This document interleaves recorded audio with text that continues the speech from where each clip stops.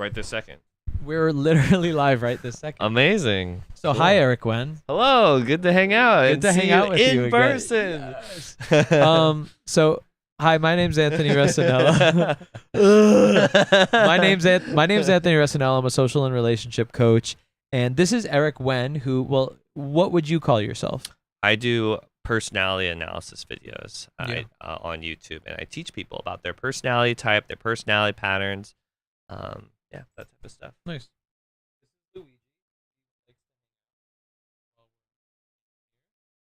And so I'm gonna ask you about just like personality type stuff. Yeah. And look how big the chat is. Look, we could see that Joelle says it's Eric from Twitch. Whoa, dude, you're a celebrity. What the fuck? Yeah. The sometimes on my channel, I go on Twitch and I research and analyze celebrities live. So like trying to figure out Emma Watson's personality type or Elizabeth Olsen's personality type, and it's really fun getting the chat involved and stuff. Yeah. And by the way, for all of the Eric Wen stands, he is surprisingly tall. Like his physique is wonderful. He's just, he's at one hot lunch is what I would like to say. And Grizzly is finally able to watch a full podcast. Okay, guys, so everybody that's here right now, in the pinned comment in the live chat, if you click it, you'll jump in line to go on the Zoom, and you could ask Eric any questions you'd like. You could ask me any questions you'd like. You could ask both of us any questions you'd like, and we'll chat with you. We got it all set up. Yeah, there's all different types of topics that we can talk about because I was on your dating show before. Personality type stuff, and dating. Yeah, and that's mostly what I want to talk about, Yeah. personality type stuff and dating. That But sounds awesome. let's just talk about the first date episode because you were on one of my first date episodes. Yeah. And that was my most popular episode by far. Really? Yeah, it got like 150,000 views. And That's funny. that the thumbnail attributed mostly to that. And one day I just took a walk around the block going, okay, what do I title this goddamn fucking video? And then I came up with it, and then it became a good video. Marcus just became Member for 3 months. yeah, Marcus just became a member for 3 months. Marcus, I love you. Thank you so much. I bow to you. I pray to you. Thank you. I appreciate you. Guys, once again, as usual, let me know if there's any like video audio problems, because every episode there is, but I have a feeling today we're gonna be good. And okay, so Eric, Yeah. let's talk about the first date. Yeah. Do we want to talk about the first date or after the first date? Because Either. I actually Talking to the mic. Okay, yeah. So the first date episode, I was genuinely terrified. That entire process, like Yeah. for real, that was not like fake at all. Like I genuinely, you found my soft spot, my weakness, Yeah.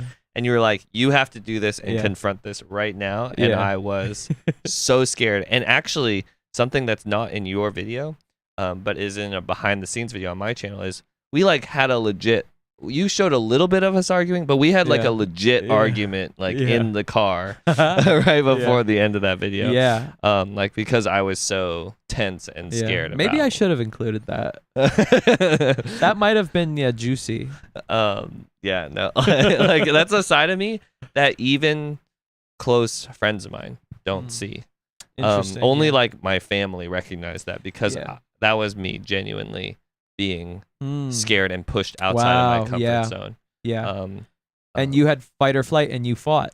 Yeah, I was like, you can see it in my face. I'm like, I want to Damn this kill man. Anthony. I was like, Yeah, but the truth of the matter is, like, the thing that I was talking to you about on that episode Yeah. is that's like the biggest thing that everyone deals with. yeah, And so, yeah, it was actually a great opportunity because, and I think that's also why that episode resonated with people, because Yeah. I think most people have that thing that they need to work on, which is just expressing their attraction to people. yeah, And so you, I think, were a really big inspiration to everybody. oh, So just, pat on the back for that, bud. You did a great job. I appreciate. And that. another thing is, like, first date episodes are funny because it's like when I'm coaching people, it's usually like at least a year, sometimes 6 months, at Yeah. least a year every week.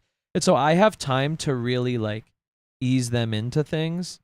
But on a first date episode, we need results, baby. We need results. And so I was so scared. So I filmed a like a TV show pilot years ago, like Mhm. 7 years ago. And the producer, because I was so used to having that like long form progress coaching, and the producer, the showrunner of who was trying to make this a real TV show, Yeah. she was pressuring me because I was like helping this guy and he was on this date, and she was like, have him kiss her right now. And I was like, whoa, whoa, whoa, whoa, whoa. And I was like, let me go try to do it. You know, like I think it I was would even have a little, exploded if you had told yeah, me to. because you know, she was in reality show land where she was like, I need results now. I need people to see transformation now. Yeah. And that was actually a lesson for me in videos. It's like, we need to see results now.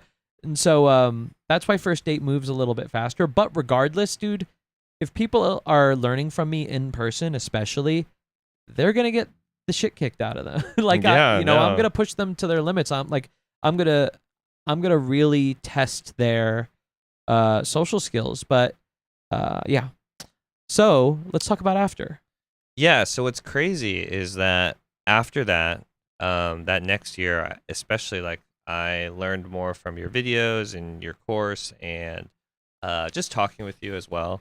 But that was a huge unlock, realizing basically that when you express your attraction, especially in the beginning, and you don't need to make it this big thing, just be No. normal. Yeah. But just put that in there, because when that's missing, the friend zone thing just happens so easily. Yes. And for the, like, you guys don't know this, but like in my life, that I'm very familiar with like the whole friend zone pattern, you know? Yeah. I've found like lots of creative ways to get in the friends, like all Yeah. different flavors of friend zone. So does everybody. Yeah, and so when you basically pushed me to see how just expressing your attraction in the beginning can shifts the dynamic, shifts the type of conversation and connection that you have, and it's so easy. Like, it's really, I had all these ideas in my head, like, I'm gonna come across the wrong way, it's gonna come off creepy, it's gonna be too forward, what if blah blah, like, I don't know. But when I saw how much that it had an effect, basically in the next year I went on a whole bunch of dates, and I did a lot of the stuff that you talk about in terms of the progression of connecting and just being yourself and know your values and find the right community, all that stuff. But it was so weird. Once I started implementing like that thing of just express your attraction up front, and doesn't need to be a big deal, just be yourself, know your values. So if your values and their values are different and you're not connecting, that's okay. Like, it's not a big deal. But putting that attraction element into the conversation, it shifted every single conversation date I had afterwards so dramatically that I was like, I cannot believe that. Wow. Like, it, Nice. like, That it makes me was feel good to hear that. like, no, seriously, like, it was like, it went from a 0% success Yeah, rate to yeah. like Wow. basically like 95%. Wow. I could tell that flavor was in the conversation. Yeah. And it could be as easy as just being like, oh, it's really cute when you do that. yeah, no, And seriously, that's it. That's all That's you got to it. do. that's it. And then the rest of the time you could just resume as Yeah, normal. no, it changes that the little dynamic bit. completely. Mhm. And then after a while, I was like, I like, at this point, I can't even imagine going back. And also, like, Yeah. I can put that into any type of conversation. You can do it with me right now. Yeah, no, seriously. Like, it's just not that big of a deal, but it really was a huge unlock that Damn. changed a lot of. Damn, I'm the- so glad. Thank you Yeah. for that. That No, means a lot. yeah. You know, I'm most interested in, because, you know, I love personality types. That stuff is fascinating to me. So yeah. all of your videos, I just eat them up, you know, you know. And it's so interesting to me, and I'm so lucky that I, like, you know, am able to learn from you. And so I just like seeing how that can be put to use in relationships and stuff. Yeah. So I'd love to just ask you as an open-ended question, how can you use that for relationships? So in your videos, you talk a lot about values and how awesome it is. It's an attractive quality when someone knows themselves, knows what they want, likes life, has friends, all that type of stuff. I think what's cool is that even just at a beginner level, the personality type stuff can introduce people to the idea of realizing that they actually have preferences and having words to describe start exploring what their values are.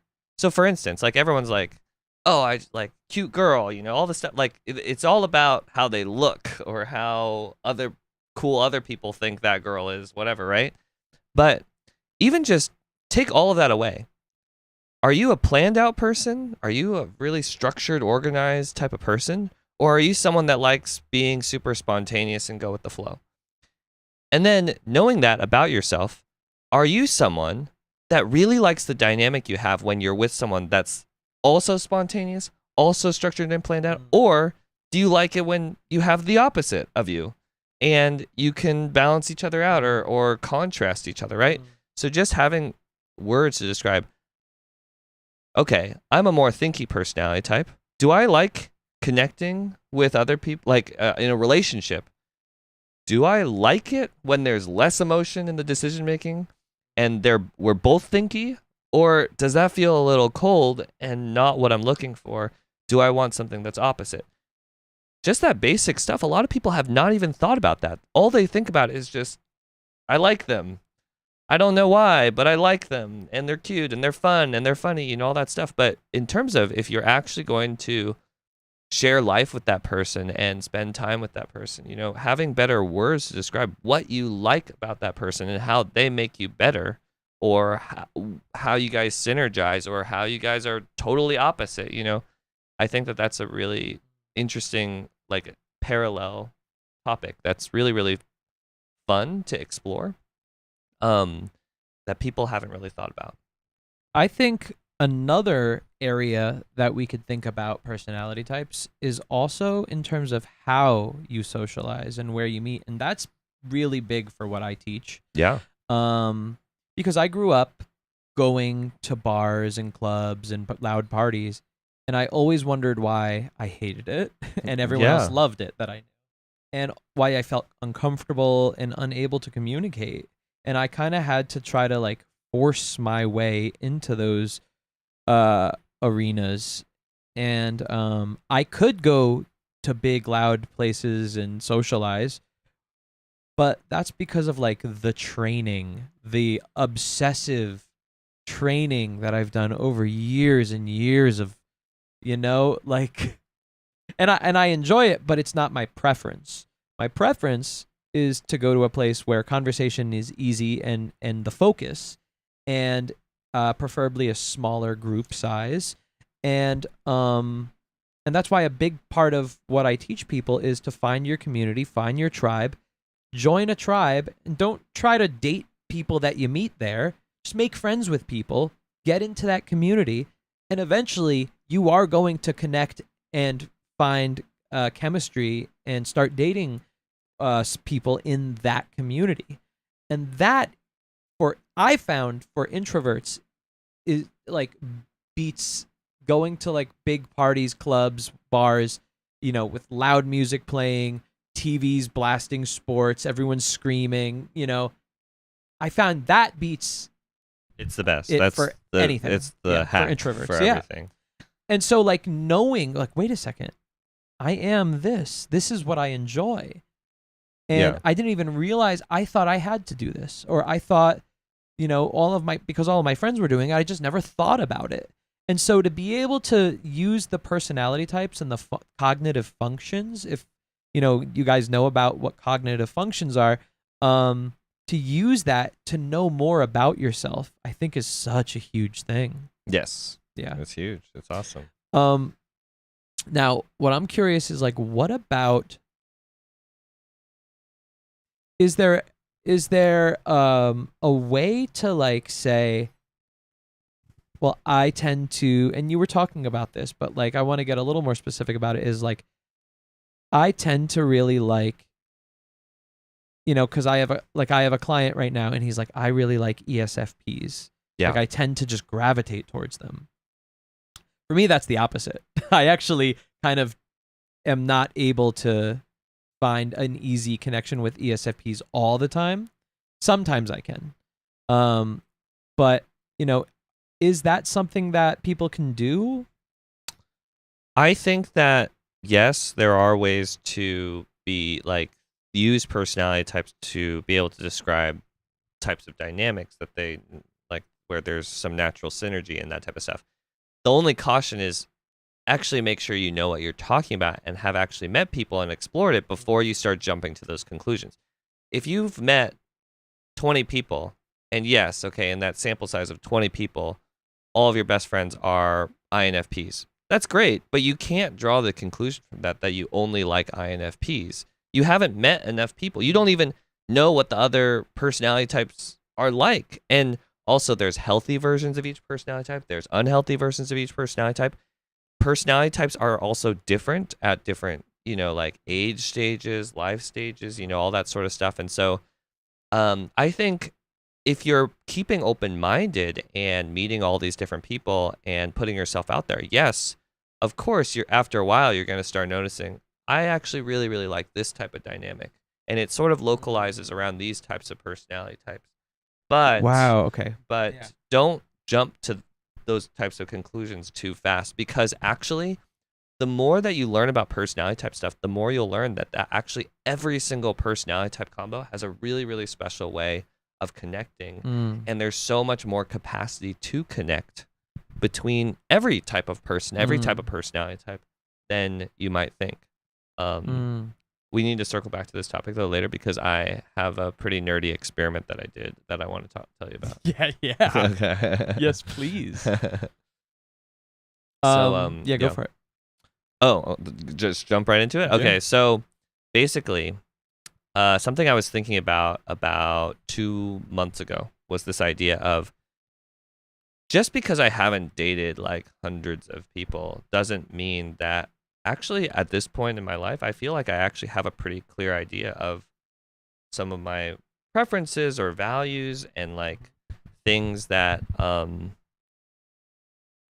like where I've learned I really like this dynamic, or this is sort of what I'm looking for, or I've tried this out and I've blah, blah, blah, all this stuff.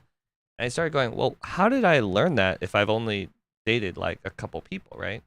How do I know it so clearly? And then I realized that just throughout life, by meeting all different types of people, I've had like touch points, like dating touch points, or seeing other people's relationships and going, oh, whoa, that's teaching me. This is just the way that my brain works. I'm like always analyzing and learning from people about what's going on, what I like, what I don't like, all that type of stuff, and sort of analyzing it. And so I was actually able to trace back. Actually, there's been so many more data. Like I was like trying to find the data points. Where did I learn this? And I was like thinking back on my friendships. I was thinking back on relationships I've seen. I was thinking back on all my crushes. I was thinking back on crushes where I thought I liked them, and then I got to know them more and I was like, actually, I don't really like that. Or friends where I was really close friends with them and I liked being close friends with them, but I was like, I don't want to, this doesn't work in a romantic context. So basically, when I was tracing back, I was able to realize that I have bumped into all these different people that actually have been teaching me things about who I am and what I like and what my preferences are and all that sort of stuff. And I got super nerdy and I started putting this into an Excel and figuring out their personality types and then analyzing the patterns that came from the things, because I was like so curious what personality patterns were going to pop up. And again, it's not comprehensive. I sort of just spent like a day or like a long time, but like not like what I like. Let's just say like 5 or 6 hours. But the just cataloging, thinking about their personality types, analyzing the data, all this stuff, and what it ended up coming to was like 93 different touch points. So what's a touch point? Like, give me an example. So as I said, like maybe people that have popped up in my life, girls that have popped up in my life, where I've learned something from the dynamic, and I've been like, ooh, that's teaching me about, do I like this? Do I not like this? Do I like best friends that are girls, or people that have had crushes on me, or that I've had crushes on them, or maybe where there was no feelings at all, but I just basically like just girls that stick out in my memory of like things where I learned from them about what that dynamic was like. I sort of put them into a list, and some of it's like even just looking at other people's relationships too, like something that was interesting to me.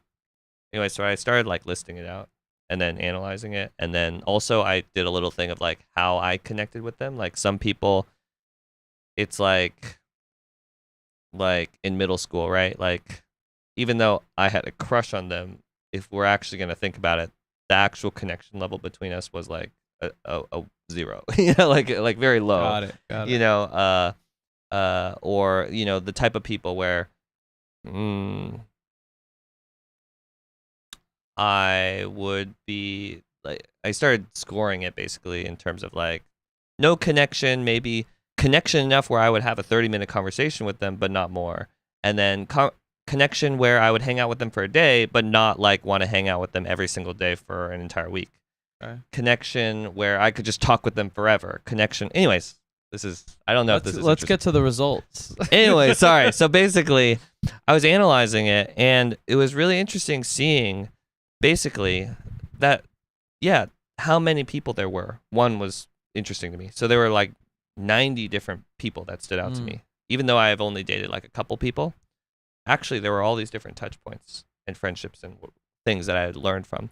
The other thing that was interesting was it matches what you say about just become friends with everyone. Because what was really interesting was if you look at the data, the amount of the data points, most of the data points came from like the last 5 years. So for instance, like basically, like when you're in high school, if you've only really had like 5 friends that are girls close, it's really easy for like one of them to stand out. I've never had a connection like this in my entire life. We're best friends. This is so mind blowing. Holding on to that, like, you know, I'm never going to meet anyone like this for the rest of my life. And then you can basically, in the beginning, I was working with a very, very small data set. And so you can see me making poor decisions or just confused decisions in terms of the people that I was around and all that sort of stuff.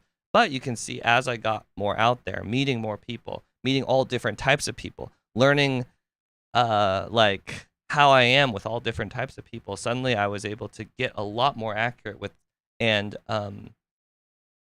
have a lot more, like, choose better friends basically, and show up better in relationships and make better choices about relationships and all that sort of stuff. Sorry, the last thing that or one of the other things that popped up was seeing there's a journey in terms of sometimes in life. So in the beginning, it was like you're just having a crush on them because they're a pretty girl, and or they think you're cute, or I think they're cute, whatever. There's no critical thinking, and there's no thinking about who you are or values or anything like. It's just crushing. And then you can see that there's other stages in there where I'm drawn to them because they're familiar. I'm drawn to them or attracted to them because they're familiar, but not actually necessarily because that's actually a good fit for who I want to be with in a relationship. Yeah. And then there's another stage where you can see where it's actually the opposite, where I'm drawn to them and I'm attracted to them, but it's actually just because they're different. So figuring, like, I was like, I don't really know why I'm so attracted to this person. I'm so, like, I'm just pulled towards them. This is so interesting to me. Whenever I have a conversation with them, my brain lights up. But looking at the data, it's because it's like, well, that's like basically the first time you've ever had that personality type suddenly show up in your life. And so, yes, I was having like a fireworks reaction, but just because it was different and interesting in that way doesn't actually mean that that was like a dynamic that, yeah. And so then later, after a while, after I got to know more people and put myself out there more and all that sort of stuff, basically, I was able to have better discernment about, do I like this person just because they're cute? Do I like this person, or do I like this person just because they're familiar? Do I like this person just because I've never met someone like that before? Do I like this person just because I don't even have friends that are girls and this makes me feel like less lonely or like better about myself? Or is it actually founded on something deeper, more substantial, like me knowing myself and who I am and what types of friends and people I would like in my life, or what dynamics I have in my life? And you'll get a better idea of it. I'll flash you the data in a second, but it was pretty interesting experiment. Were you able to find like, because I think a lot of things that you mentioned were reasons why you weren't into them for the, like, quote unquote right reasons or something like that. Did you find a lot of data where you were like, oh, well, this worked out because, you know, we matched in all of the things that I want to match in with this person? Do you know what I'm saying? Can you repeat it? Like, oh, this went well because our personalities just really go well, or something like that. Is that the type of? I'm still trying to understand. Yeah, the can you data set. grab my laptop right there? Oh,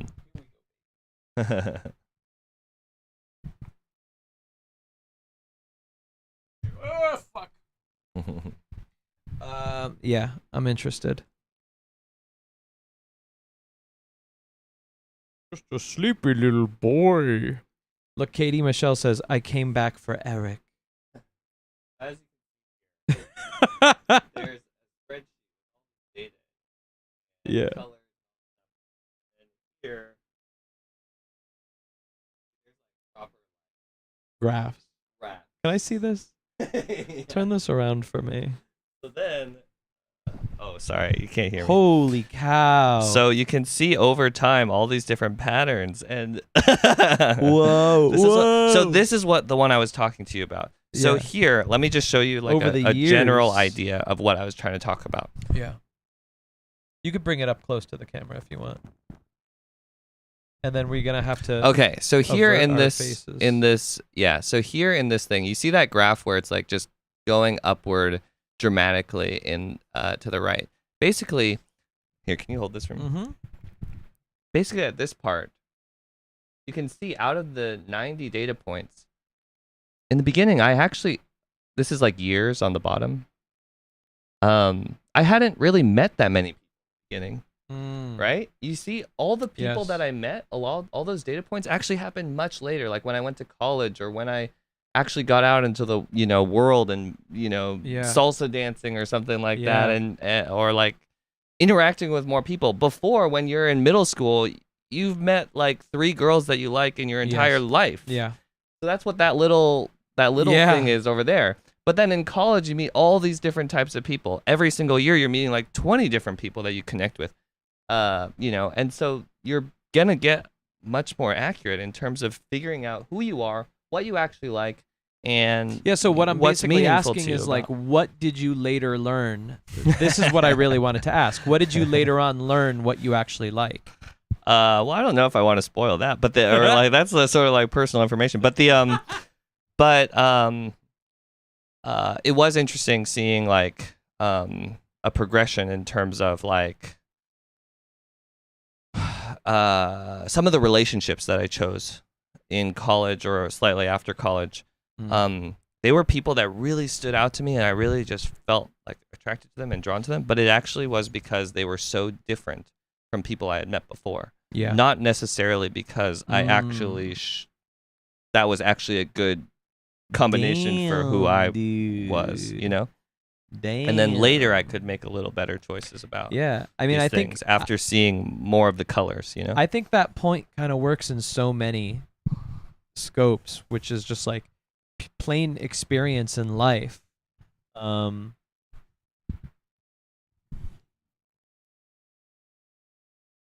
Like just starting out with friends and just being like, man, I really hung out with people that, just weren't right for me just because I didn't know who to really hang out with. And it's like, now that I'm older, it's like I know the types of people that it's like, like if I'm at a party, I'll gravitate towards the people that I really know I'm gonna connect with, Exactly. rather than just being like, oh Who yeah, I'm supposed to Yes, connect with, exactly. or I'm supposed to have a best friend, or I'm supposed to have this posse that I'm with. Like that's something that, before I used to really put up on a pedestal of like what you're supposed to do to fit in. But then like after a while, yeah, you start recognizing these patterns and you're just like, actually, I don't really care what all those people think. Like that person actually looks really fun to talk with. I'm going to talk with them. Yeah, sorry. I don't know if nice. No, that was great. Shayla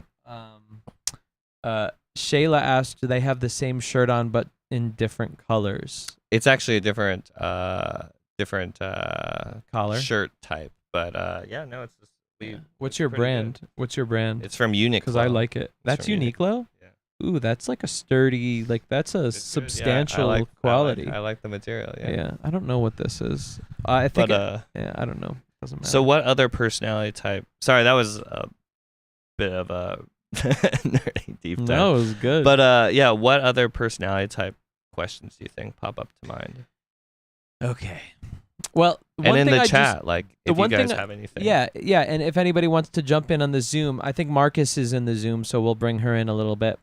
But I just want to kind of revisit what you said earlier. I think people do jump too quickly to who they think they connect with. Yeah.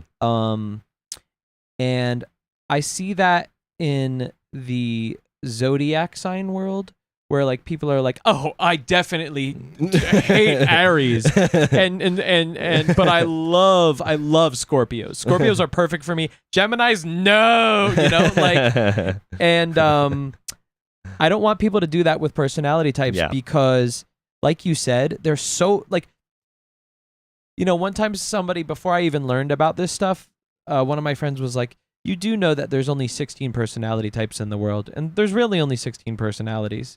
And back then I was like, well, I have no idea what he's talking about. So, but like a personality type, like you could be so different from, for instance, I mean, who do you think would be a good example? Because I'm an ENFP. Yeah. Who's an ENFP that, I mean, I personally don't think I'm like Tom Hiddleston. Tom Holland. Tom Hiddleston. Tom Hiddleston. Oh, he's an INFP. INFP. Yeah. All right. Well, let's do Tom Holland. Yeah. Like, we have similarities, but I don't know.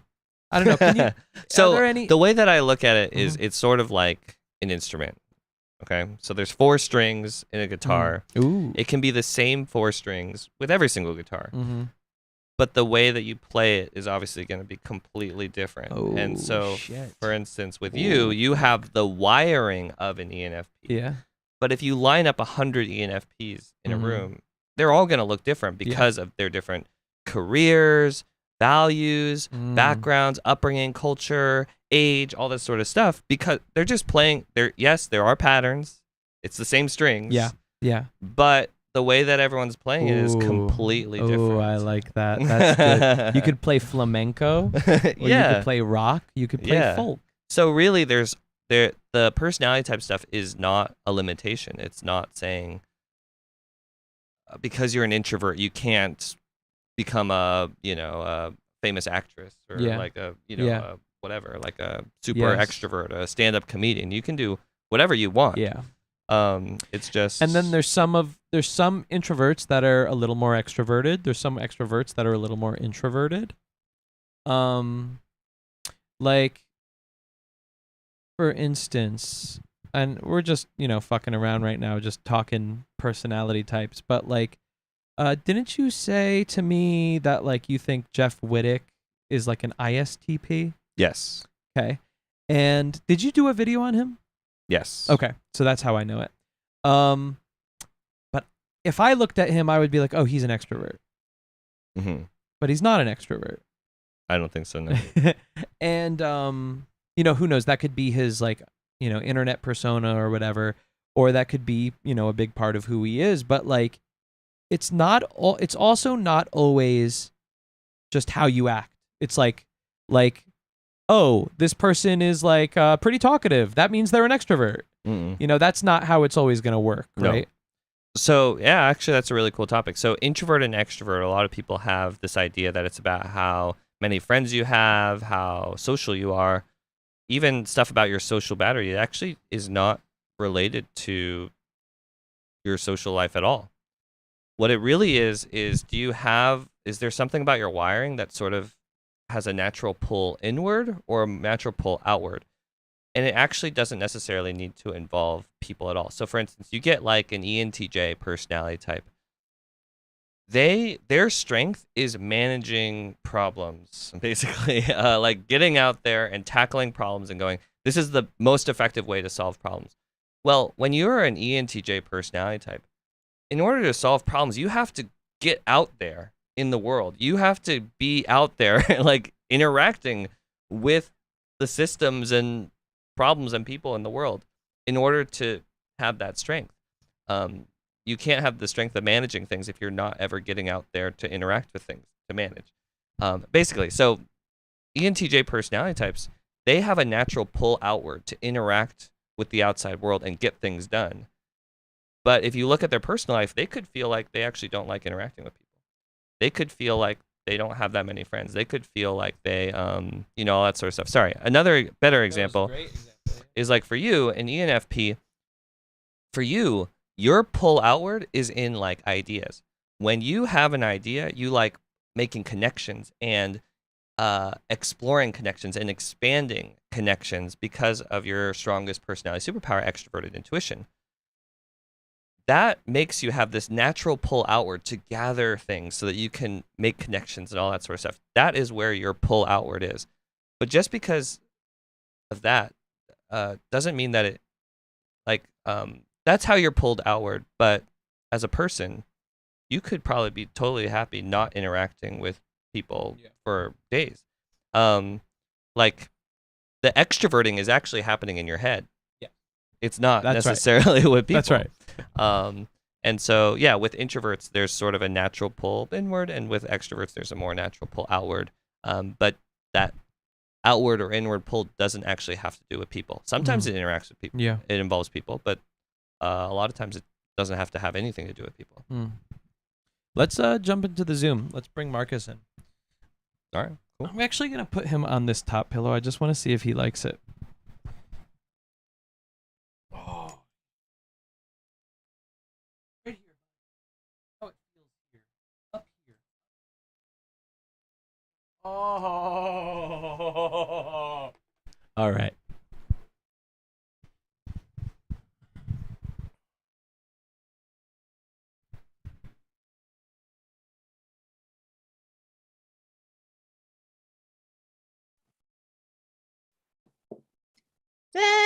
Hold on.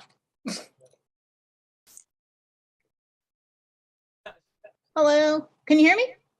Went away in video. Wait, you're really low.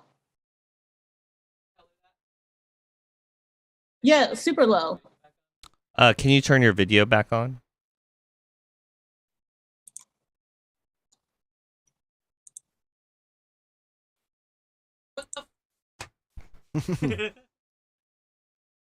Marcus, can you turn your video on?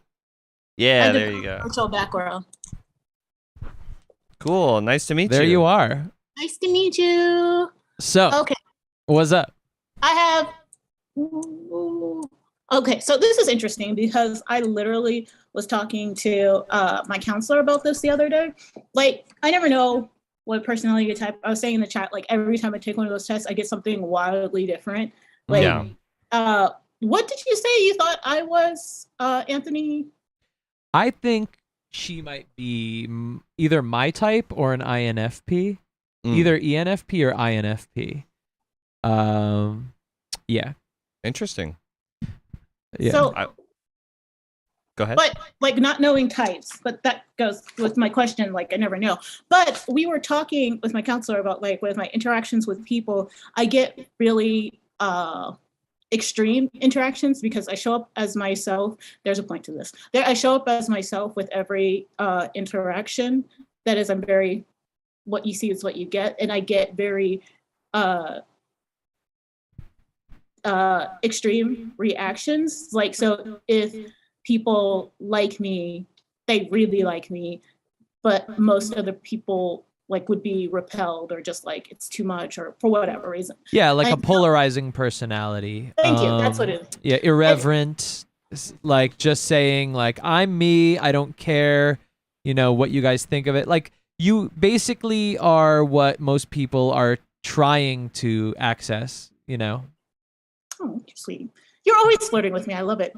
So, but my point is, so thinking about like, okay, so, but there is a certain type of person that I connect with. So it's really cool that you are having this conversation because I literally talked about this yesterday. And so my question is, from what I think, like from like what you're talking about, friendships, any interactions, even people I like, it seems to be the people who are really knowledgeable and in touch, like really emotionally intelligent, especially internally, and also have like the analysis to understand that, like really high emotional intelligence, would understand the difference between good and nice. And it's really, and nice is being nice to have, but like it's really important to have be good, and they have strong moral values.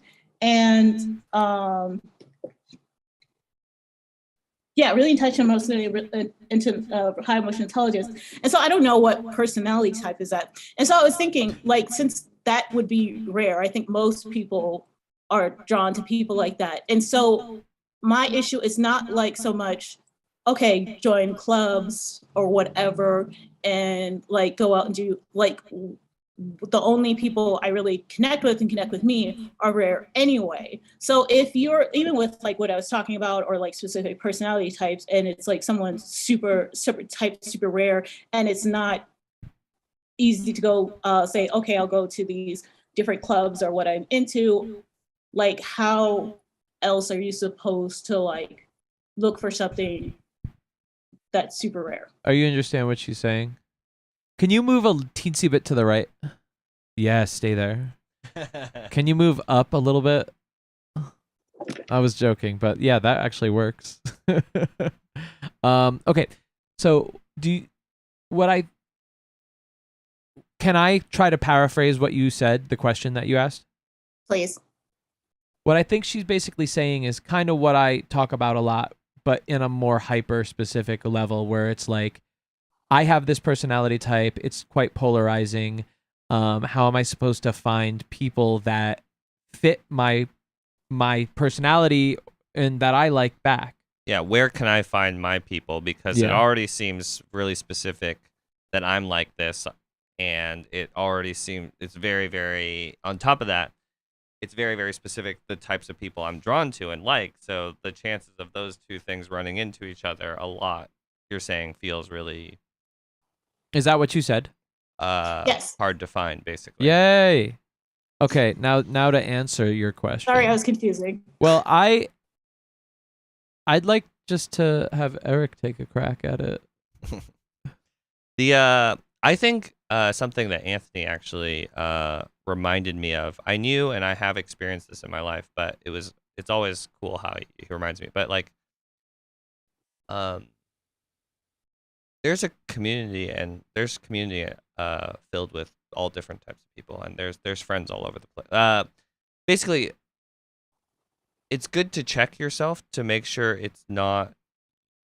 Sorry, let me pause. There's certain personality types where they feel like they're really, really misunderstood, and they think a lot about how they don't fit in with the outside group, and it's like hard to find your people and stuff. And so I'm actually one of those types of people where I feel like I relate to exactly what you're talking about. It is very hard, or like for the longest time, it felt like it was like really, really hard for me to find people that I actually really connect with. But something that Anthony like was really good at pointing out is like, there are communities that actually are filled with other people like me, even though it might not feel like it. There actually are. If you go out there and so what I find want to know, Marcus, is have you been doing that? Yes, like, and like I'm 37, so I've had a lot of time to do it too. But I have been doing that, and like as a And what world happens? The same thing, like super polarizing. Actually, I get iced out a lot, and like there's maybe one person, maybe, who's open to it, but it's mostly just iced out. Are you feeling like strong FI from her? Probably, yeah. Yeah. FI. So being like a FP personality type, which basically means that one of your strengths, one of your superpowers, or something that just shows up all over the place with you is that you're a person who likes checking in with your individual, personal, internal value system. Like what feels right to you? How do things make you feel? Sort of listening to that to affect your decisions and what you want to prioritize. Not going with how the group thinks you're supposed to be or how you should be or how you should act, but instead going, what feels right, what feels authentic to actually just me as an individual, what I think is right, what I think is good, what I think is kind, what I think is authentic, what I think is whatever. So, well, okay, a couple things. One, I like we've already established, Marcus, because we've chatted so many times on the podcast before, that we do have like similar personalities, whether we're the same personality type or not. We are polarizing. We are expressive. We can be like scatterbrained, even all over the place when we're talking to people, here, there, everywhere. And for me, that would alienate myself from people. Because people are just like, I don't know what the fuck Anthony's doing right now, you know? And so through my 20s, that was my quest to figure that out. And basically, you know, what I realized was I could still be my same exact self, but I just needed to learn how to package myself better for people. And that is that's why I love social skills so much, because it's saying I can be exactly who I am, but present it in a different way, in a shinier way, and make it more accessible for people. Teach them, show them how to bring them into my world, rather than just kind of, you know, splooshing all over them, and them just be like, "What's happening?" No, I've actually gotten better, like since talking to you about that. Sorry to interrupt, but like I did want to say it, like I've gotten better with the past couple of months, and I feel like so much calmer and confident in interacting with people. So there has been a change, and a much more like I can like basically quiet my brain, like, you know, that anxiety of people are not going to understand me. I'm just like, or, you know, that internal anxiety of communication, or which can sometimes come out as like scatter and spewing and everything. So there has been a bit of a change, but I'm still getting, I know it's only been a couple of months, but it's still kind of getting the same responses. Have you practiced presence while you interact with people?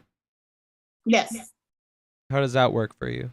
So basically, it's like getting out of my mind, and like what I was saying, like basically just focusing on the current conversation. I might be getting it wrong, but like current conversation, not putting any expectations or anything or drive, and just like being desire to be friends or friendly with everyone. And so that's like the bound why been able to calm down so much, and like get rid of, like, I actually haven't been socially anxious with people, like people the way I was before. For anyways, easy, except for like when I know I'm kind of getting caught in my explanation loop. That's ADHD, so much so. But so but, go ahead. I was just gonna say, you know, what presence helped me do was helped my kind of constantly moving brain, my thoughts, my ideas, all of the visuals that are going on in my brain a million miles a second, and the music that's playing a million miles a second, and all that stuff. Presence helped me focus that, because the biggest part of presence is the attention on to whatever is around you, or specifically like in front of you at that moment, and having full attention, all of my senses attentive to whatever's in front of me at that moment, helped me to focus that scattered brain, where I could still be scattered and have a lot of ideas and express myself and be here and there, but that being secondary to the primary of saying, I want to focus my attention completely onto this person and use my personality instead of almost like we said, like just like a splooging all over the place, for lack of a better phrase. Have it focused onto the conversation itself, learning how to say, how could I use this to better the conversation, better the connection and the chemistry, rather than just going, I'm just going to just go all over the place here with this person. I have no care for whether this is like conducive to a connection and chemistry. If it is, so be it. If it's not, who cares? Instead, I said, how could I use my social skills to actually make to create the scenario for the best, to create the possibility for a connection with somebody. Does that make sense?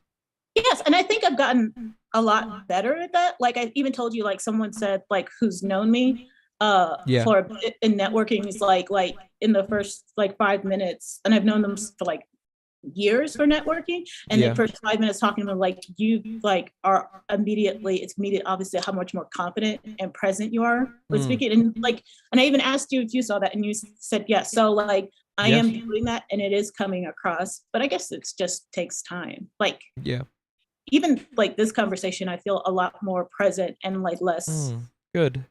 Sorry. Yeah, but you know, the big thing I think about what I grew up learning, and you might have learned this too, Marcus, is everybody telling me to not be myself. Anthony, don't do that. Anthony, don't say that. Anthony, why would you bring that up in this conversation? Anthony, blah, blah, blah, you know? And it's like, that's not social skills. That's just catering to the world's expectations or something like that. Social skills is made to make connections. And so I don't subscribe to saying, well, change yourself. Be less interesting, be less fun, be less crazy. You know, I don't want that. I don't want that from you. I don't want that from me or anybody. I want to learn how to use that in order to have a better conversation. And so I just want you to remember that, because it's not about dialing yourself down at all. It's about focusing, right? It's like if you think of like, I don't know, think of like a sci-fi movie and somebody's like, well, how do we harness this energy? It's wild. It's out of control. It's like, well, like turn it into a laser and focus it onto this. You know, I don't know what I'm saying, but like, do you know what I'm saying? I know what you're saying. It's all the But I'm same still power myself. and energy. It's just focused. What? I'm still myself. So like, That's what I want. Yeah. you know, when you're younger, when you get those messages, you're like, you try to, but you don't have the confidence because you're not being yourself. Like I'm still super myself, but it's just like, and that's also where the confidence comes from. But it's just like kind of still going back to my question of, as I get better, because you know it's a skill. I've only been doing it for like X amount of months since I've known you. Yeah. Like only get better, and you still feel like that skill growing. But then the question of like still finding people, and you're still getting the same messaging of being polarizing. You're like, okay. So the next part of the God pill, did you get the God pill, by the way? Oh shit, I totally forgot you released that. I need to get that. Sorry. The next part of the God pill is a sense of purpose, and having purpose in everything you do is so important. So like if I'm in a room and I'm interacting with people, not only am I being present, but I also want to have a purpose there. And so if I'm interacting with people, my purpose is to connect, right? So it's like, how can I connect with this person? Where in the past I just go, well, I'm just going to, you know, see what happens. And when I see what happens, well, nothing gets done. People might not want to keep talking to me because they go, well, I don't even know if this person wants to talk to me.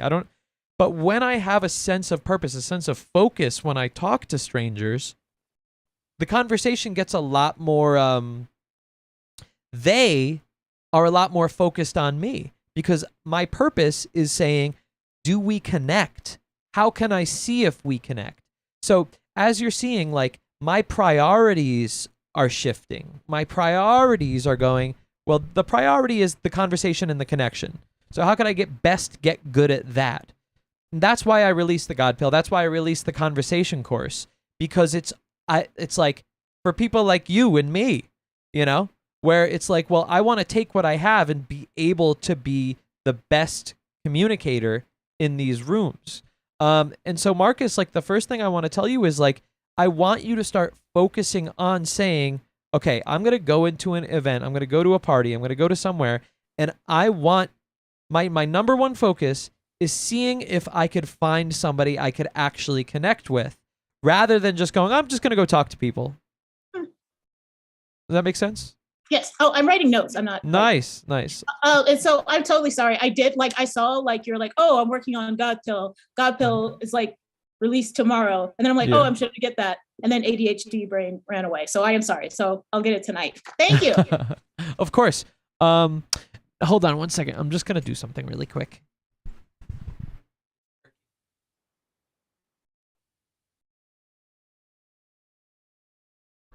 We're good. But Eric, oh, sorry. What's up? Oh, so I was gonna say, like, what you were talking about, super, super interesting. Oh, I'm glad you enjoy. Yeah, I think personality type stuff isn't the end all be all, but it's a really cool way to unlock, like, new self-awareness about who you are and how you have better words to describe some of your natural preferences and how you're similar or different to other people, and helping you overthink it less. So, for instance, for me, when I was younger, I really felt like I just had some weird problem where I was just in my head all the time and just felt like I was an overthinker. And I just kept defining myself as an overthinker. Why are everyone else seems to be so good at being in the moment, and I'm just an overthinker, and I go to certain events and just suddenly I get in my head and I'm stuck there, and I wish I could get out of there, but I can't because I'm just floating off thinking about some random thing. Anyways, I labeled myself as an overthinker and also put a lot of judgment on myself, which was not helpful for snapping out of my head and being more in the moment. Well, what's cool about the personality type stuff was, I remember when I first discovered, learned more, suddenly I started realizing that actually one of my strengths is analyzing things and splitting things apart and questioning things and like sort of taking all these ideas and liking to think about the connections between things and what things mean to me and all this sort of stuff. And that's actually something that other personality types don't do. And so something I had actually labeled as bad, I forgot that it's not necessarily good or bad. It's just a color that I am. And so, yes, in certain contexts, it's amazing. Like, a lot of times people really like talking with me or connecting with me about stuff where it's like figuring themselves out or like picking things apart, like, where does this actually make sense? Like, sort of questioning, that type of questioning thing is like my happy place. It's something I'm really, really good at. That's one special way that I like connecting with other people. But then it sort of makes sense that another side of the coin is that in other contexts, I might be analyzing things or critiquing things or questioning things in a way that other personality types aren't. And so basically I found a way to accept myself. It's basically the main idea. Not judge myself so quickly and just say, oh, actually, this is something with my wiring, and in certain contexts it's good, and in other contexts it's might not be as comfortable. Hey, another thing I just thought of when you were talking about that, Eric, is how you talk about as people learn themselves, like get to know who they are and their cognitive functions, and just as they grow naturally and mature, um, their lower cognitive functions become more stronger and more pronounced, and they become more of a balanced person. And I mean that definitely happened to me, throughout my life. And that's why, Marcus, I think it's valuable to also figure out your personality type and see what those 4 functions are. And we were just talking about introverted feeling as one of those functions that you have, and that's strong in you. So it's either the what do you call it, dominant or auxiliary? What's the second one? Basically, it's like at a 10 out of 10 volume or a 7 out of 10 volume. Like pretty strong in there. Like if you're thinking about the strings of a guitar, like those are ones that you're hitting and playing like a lot. Mm-hmm. Oh, So that's cool. yeah. Go ahead. So I would what do you remember the personality types that you did get in the test? No, because they were so different. Like some were on the E's and the Eric, I's. do you Like think I've gotten both, like the super analytical, super emotional. Mm. So do you think you would be able to attempt a 5-minute typing session for Marcus? If not, maybe. yeah. I mean, I'm curious. If you were to think of something that you just love doing so much, it just sort of puts you into flow. Like you could almost do it forever, except you wouldn't stop doing it unless if you had to stop to eat and sleep and that type of stuff. Like, what are the types of things that you feel just sort of put you into flow? making stories. So like with reading or watching TV, I like to take those different characters and like create another story. Like some people do take that and do like fan fiction writing, but I don't do fan fiction writing. Like I keep the stories in my head, and I like building off of that and creating my own stories. Second answer is music. Like ADHD. So like if I like a new song, I will bring that song for all the dopamine is out of it. But like listening to music, and actually my really like straight to the veins, it's like when I am creating a new story as I'm listening to music, and like using the artist or like the lyrics, or it's like part of the story that I'm creating. If I can combine the two, it's like straight to my veins. What so like when you're listening to music, what do you like about it? I guess it's like taking me out of my head. Actually, Are you thinking no. about the different sounds and textures of the sounds and sort of writing the like sort of just taking all that sensory stuff in and It running depends. If I'm or are in you, the story writing mode, then it's adding how it adds to the story, what other element is adding to the story. Like for example, sometimes it's just as one-to-one where like, okay, this artist that I'm listening to is performing in this fantasy world, and that's how somehow, or if it's like the theme or the emotion of the song is influencing the story. But when I'm just listening to music, it's like actually feel it in my gut, like actually where I feel like a lot of my emotions. And it's like, I guess I like the way you put that, like it's the sensory aspect of it, like the weight and the feel of the music. Like I'm totally immersed of it. Like when I'm totally into it, I can lose whole days just doing that and listening to one song and just being totally immersed in the sounds of it and and the sounds and like the experience, like the feeling it gets me. Like for example, like the crescendos, how that makes me feel. And like if I don't feel like I'm fully appreciating that part, I'll go back and listen to that part. So it's just like everything that makes me feel, and the rush and how it should be appreciated. So yeah. Do you like thinking in your head about, like, for instance, like what the song means to you and sort of interpreting maybe the lyrics of the song, or Not so much, no. thinking about like maybe like the first time that you heard that song and making connections or reflecting on that, or not really? No. And actually, for someone who likes music so much, a lot of times I don't know the lyrics. Like, it actually takes me a long time. It's really like, I guess the way it feels in my mouth, like the texture, like when you're eating, the way it feels in your mouth, if that makes sense. That's sort of interesting. Yeah. So what are some other things that you like? So there's some interesting personality patterns popping up. So what are some other things that you like doing and exploring and interacting with? Like video games. I like actually a lot anything story based. Like because my favorite video games are like RPGs, especially Japan RPGs where you can put like 60 to 100 hours into it. I'm getting into really like visual novels. Like so yeah, story based things. Do you feel like sometimes, like, let's say do you ever go on walks? Yeah. So like, let's say you go on a walk. How long do you normally go on a walk? 10 to 20 minutes. If I'm in my high level music listening story mode, I can go on a walk for like a long time. But if I'm just like a normal day, like 10 to maybe 20 minutes. Do you like, what are some of the things that maybe you're thinking about or paying attention to when you're going on that walk?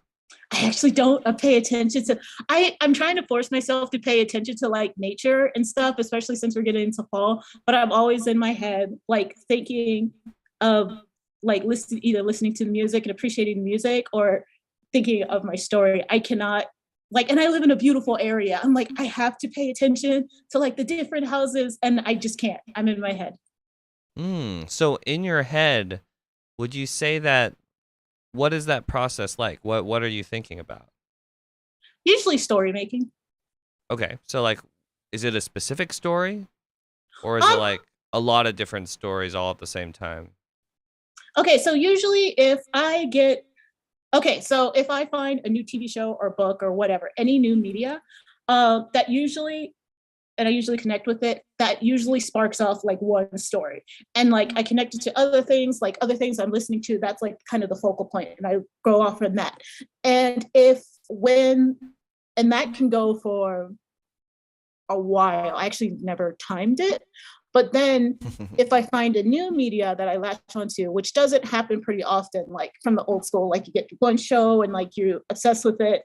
And then like maybe months later get to another show and then come back to it. So like, but when I get another focal point, it branches off to that, maybe takes some elements to that. So it's a very multifaceted, ever moving part with different focal points. But does it feel like, do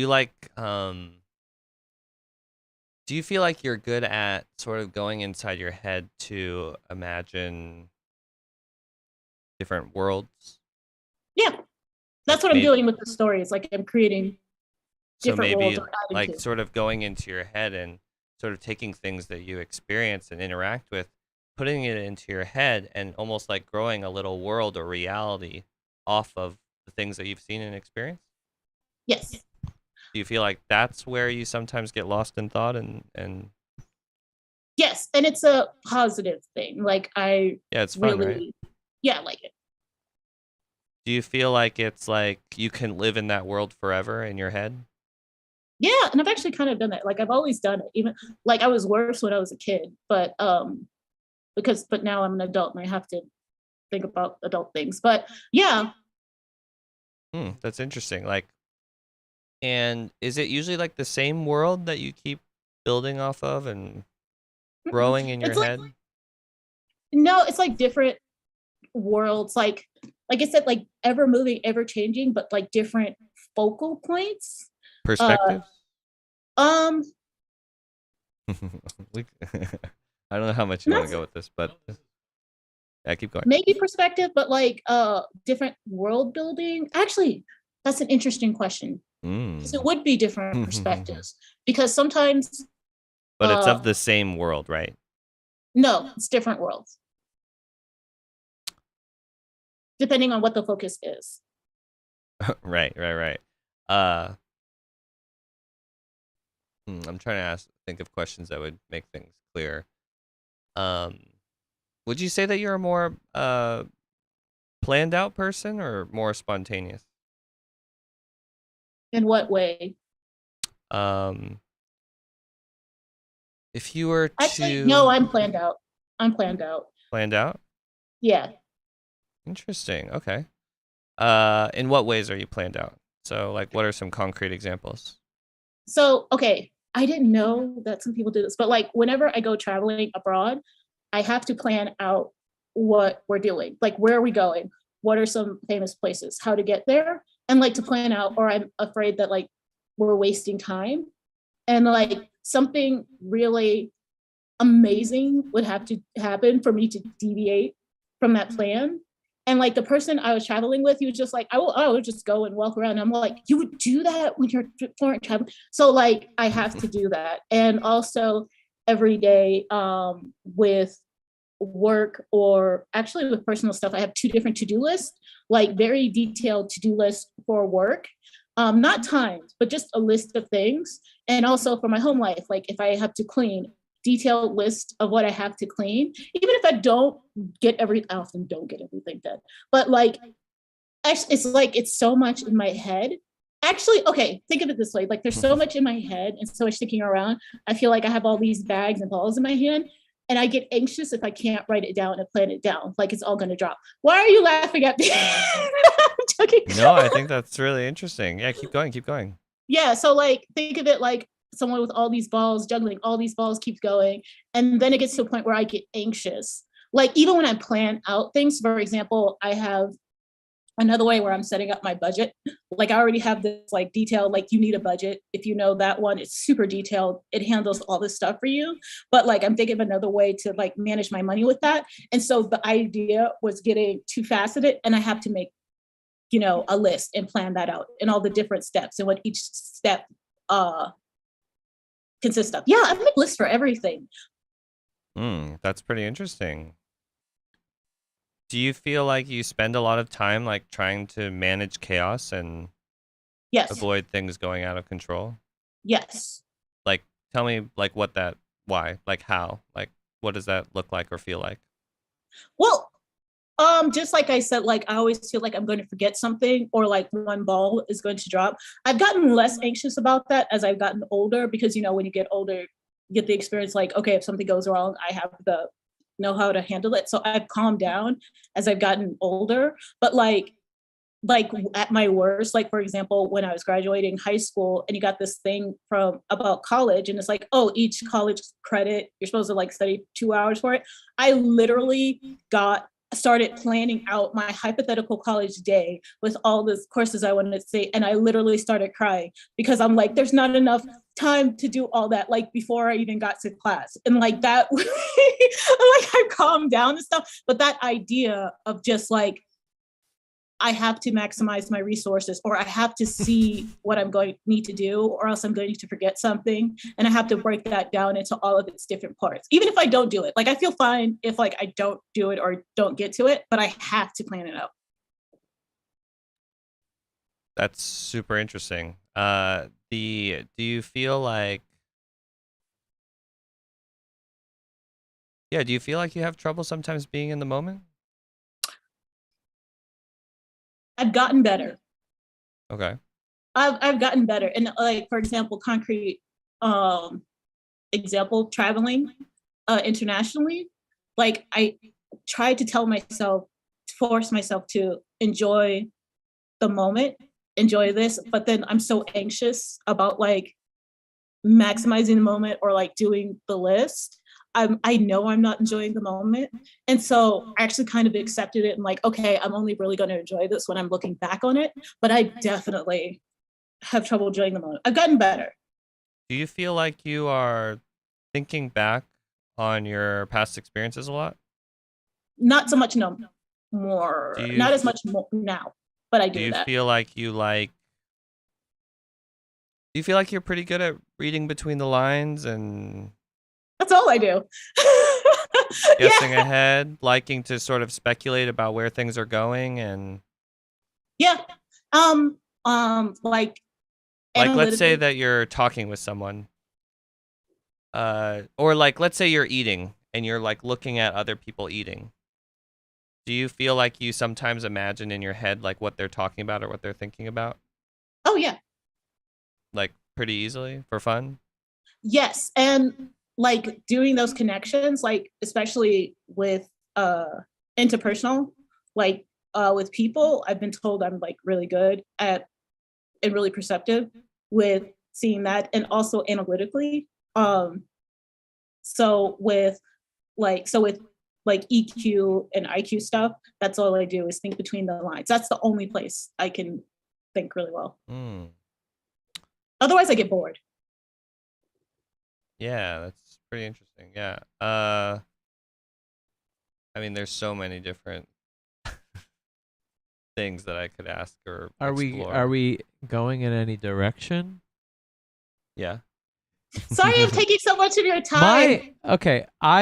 I'm not a personality type person. Yeah. But I think it's INFP. It's not? Wow. I don't think so. Wow.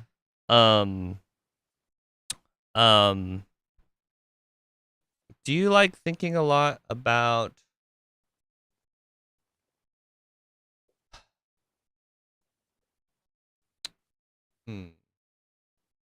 let's see. I hope this is interesting for your No, it is audience. interesting. What comes to mind when you think about planning? When I say the word planning, what are some things that come to mind for you? Immediately making a list and like subdividing the list. Like I'm actually looking like all of these, like I have my journal, these are all lists. This is filled with lists. I have like, and I'm trying to like do. So making a list that's very detailed, like with subcategories and like That's sometimes not color. Keep going. Yeah, so that's immediately what I think of. Anything else? Or like organizing things? No, it's just listing and like doing a lot of work on the listing. Do you feel like you ever when you're making judgments about things, do you ever think about how things could be organized differently to be a little bit more efficient or effective? Yes, and that goes in my list making. That goes like part of like the planning and the list making, because I also do like mind mapping and everything. And so like to keep everything together. But when I'm actually doing it, I go by more like what I'm feeling in the moment, and I'm okay with that.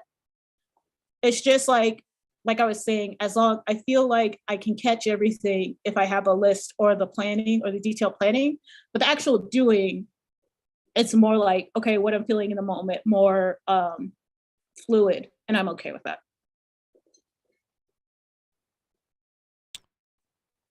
Do you ever sort of look at how other people are doing things and are like, there's a better way to do this? I actually look at a lot of productivity and ADHD focused productivity stuff, and I like to eat the meat and spit out the bones. Take what I think would be useful, or try what I think be useful. So I'm like trying things a lot of time. So yeah, I'm constantly looking at things to become more organized, with the understanding that my brain will become bored with that. So I have like this toolbox of things for productivity, and I've like pull those out. So I have an ever expanding, growing toolbox. So I don't have like this is the way. It's like these different tool sets. Do you feel like you can sometimes get lost in thinking about the future and where things are going and what's coming around the corner? I used to, not now. Okay. So can you talk to me more about that? Well, I used to, because like basically life. Okay, so I was one of those people that I always had the next plan. I have to get this internship, get this job, like get into grad school. Like I always had this plan in order to like improve my life. I always had the next goal. So very like, even would you say that that's pretty natural for you, thinking about things in terms of a goal or something that you like heading towards? Yes. And so now that I've accomplished the goals that meets my immediate needs. Like my life right now is the best it's ever been.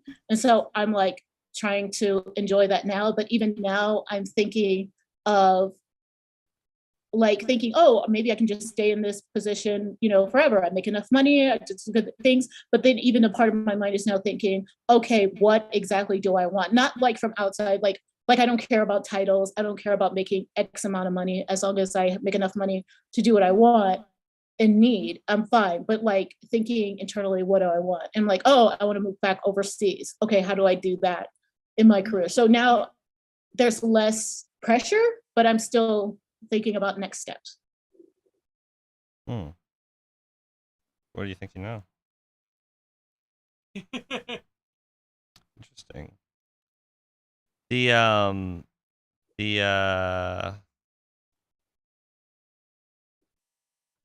mean, I don't know when you want to call it. Like I could. This is my thing. Like I could do this forever.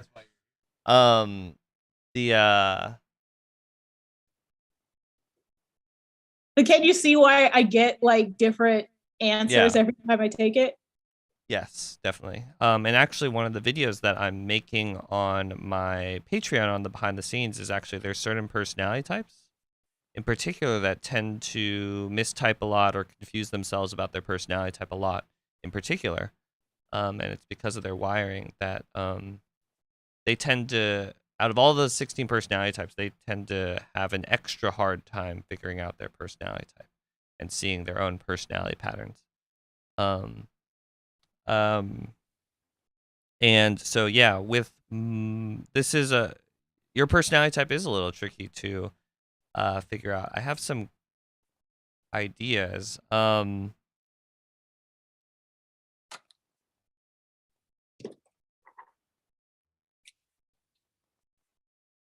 See, I'm making a list. Like, where you? Can you talk to me more about like sort of your like what you said about floating off into your head? Mm-hmm. Talking more about what? What are you trying to help me out with a question? I'm sorry if people in the chat are bored with this. No, everybody's very happy with this. Okay, And I can't see. honestly, this is my show.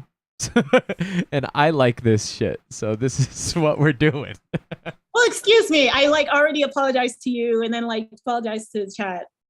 No apologizing. This is for you. This is all you. This is why we're here.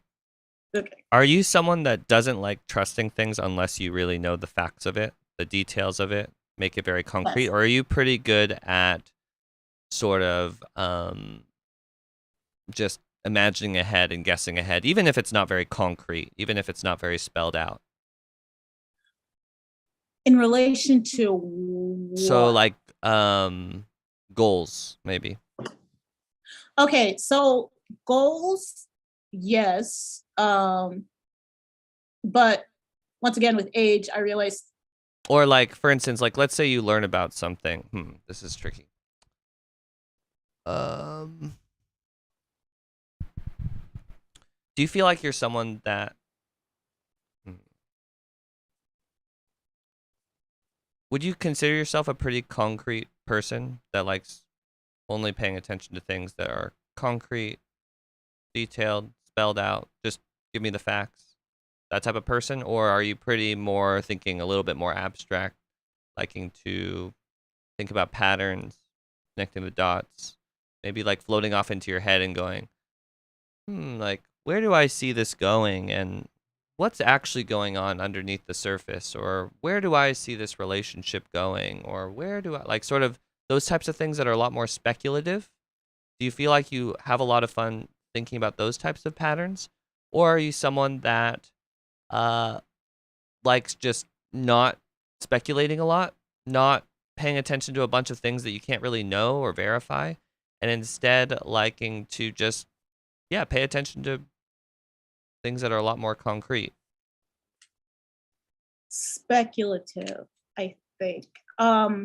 With EQ, I guess really speculative, but with more, I guess IQ, but like split, it's more mixed between the too, but I do like big ideas. Hmm. Like at work, like how are we going to do this? Big ideas. So I guess speculative. Hmm.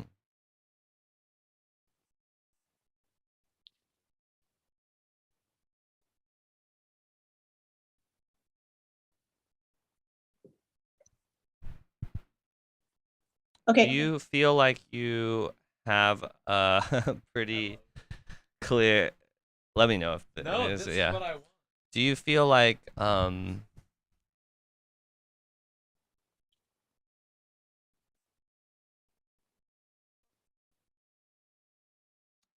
when it comes to like envisioning where things might be going, or liking to think of the implications of things or the trajectory of things, is that something that captures your attention a lot, or not really?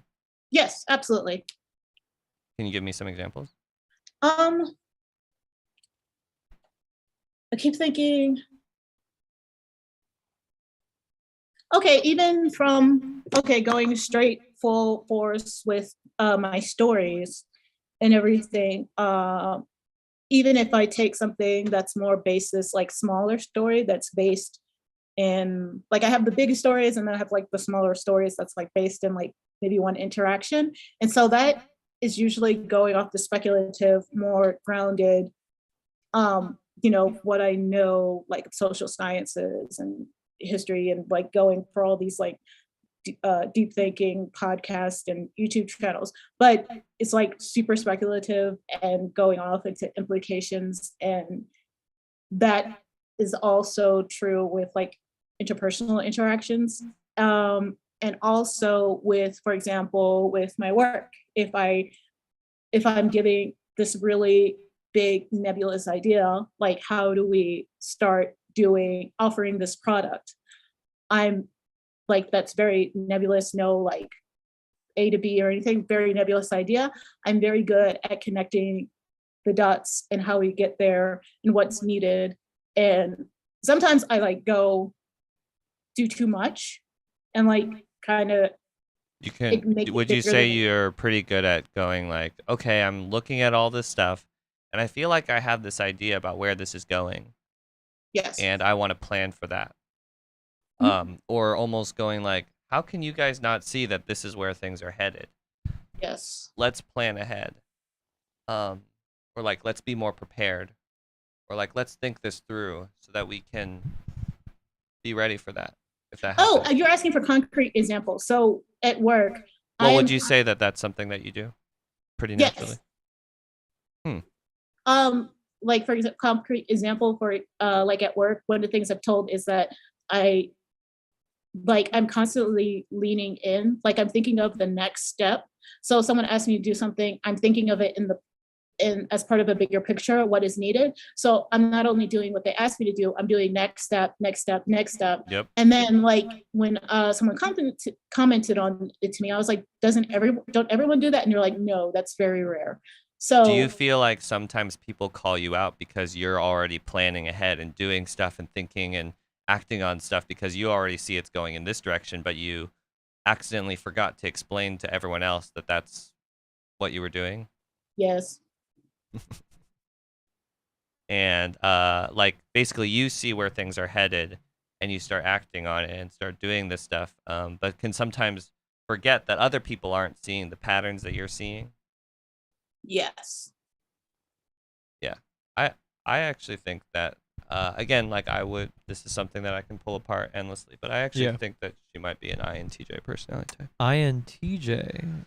Yeah. Oh, can you tell me what those functions are? So there's a couple things that I would want to check more, but one of the strengths of an INTJ is basically something called introverted intuition. And so what this is a specific way of connecting the dots, liking to bring things together, and liking to think a lot about where do I see this going. And what they do is they like to take observations of what they're seeing in the world and just experiencing. They look at their reality and they put that into their head, and they like thinking and imagining this reality that I know, where do I see this going? If it's Mm. like with a relationship, if it's with work, if it's with whatever, they sort of take what they see, put it into their head, and then start imagining ahead with it, to sort of get insight into where things might be going. They like to do sort of perspective shifting, and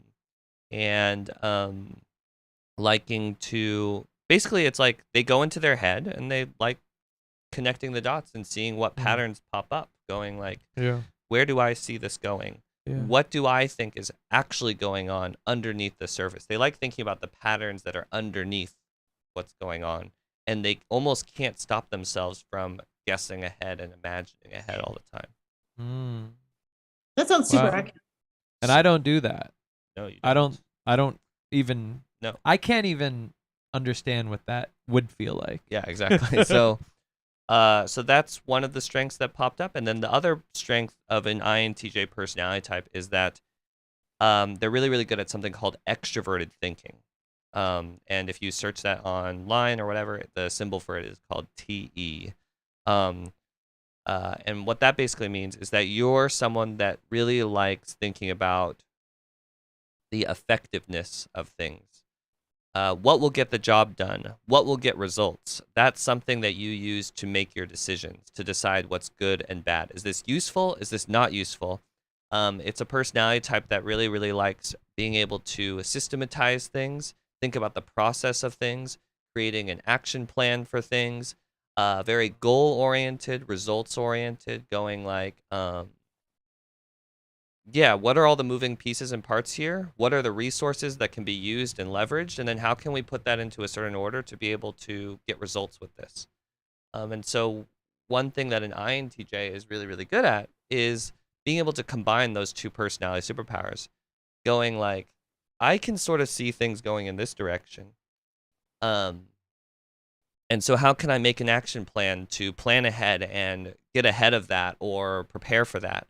IJ personality types in particular tend to be very cautious, tend to like to really plan because there's a anxiety that they have about too much chaos or things being left too open. That popped up in conversation. And then, yes, you were right that there is actually introverted feeling in there where you are someone that can have this side of you that's like, I don't give a crap about what I should do or what I'm supposed to do. I want to do what feels right to me. I want to just be I have this authenticity side of me. That's another part of INTJ personality types. And so, I mean, there's all different things I could say about INTJ personality types, but it was actually, there were a lot of things that I was testing because your personality type is actually sometimes hard to figure out, and actually often does get quite a few confusing results on tests. But when I was listening to your thinking patterns and speaking patterns and all that sort of stuff, it didn't line up with, it lined up with an NJ personality type, and which surprised me. And then also you kept talking about structure and all that sort of planning things out basically. And I don't know. There were a lot of different things that I was monitoring throughout that, however Yeah. long that took. But I actually think that I think you might be an INTJ. Huh. You know I would still explore it a little bit more, but look into INTJs and see if you what you think. And yeah. I don't know. Damn. Thank you. And, like, Um. Thank you for not talking about it like a lot of people talk about personality types like their horoscopes, and this is so interesting. And No, also, yeah. you have really cute, confused faces. So Yeah. thank you so Um, much.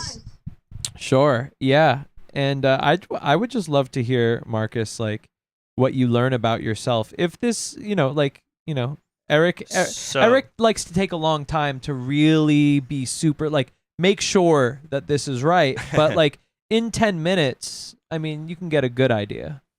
Yeah. There were a lot of interesting things that were popping up. The stuff, presence actually would be sort of hard sometimes for or something that takes a while to work on. They can sometimes just be living in their head and seeing worlds and patterns, and like what you kept saying about the story. You just keep thinking about the story and sort of growing that and imagining that in your head. That's another little thing that was.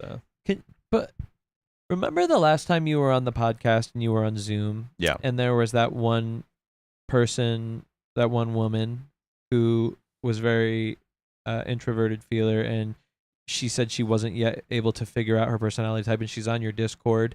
Was she an INTJ too? Do you remember who I'm talking about? No. Okay. We'll talk about I remember that later. the ESFJ. Maybe that's who it was. What's her name? Katie. No, it's not Katie. If Katie, if you're there. um, But yeah. Anyways, there's figuring out the personality type stuff can be a little tricky, but and those tests online have a lot of limitations, and actually in terms of some of the trickiest personality types to type, yours is one of the trickiest, especially if you're female, especially if you are someone that likes turning over these patterns in your head, and you can sort of maybe hear about a personality pattern and be like, I can sort of see how I do that. Oh my God, yes. Yeah.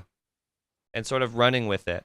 So it can lead to this thing where you're just basically seeing yourself fit every single personality type.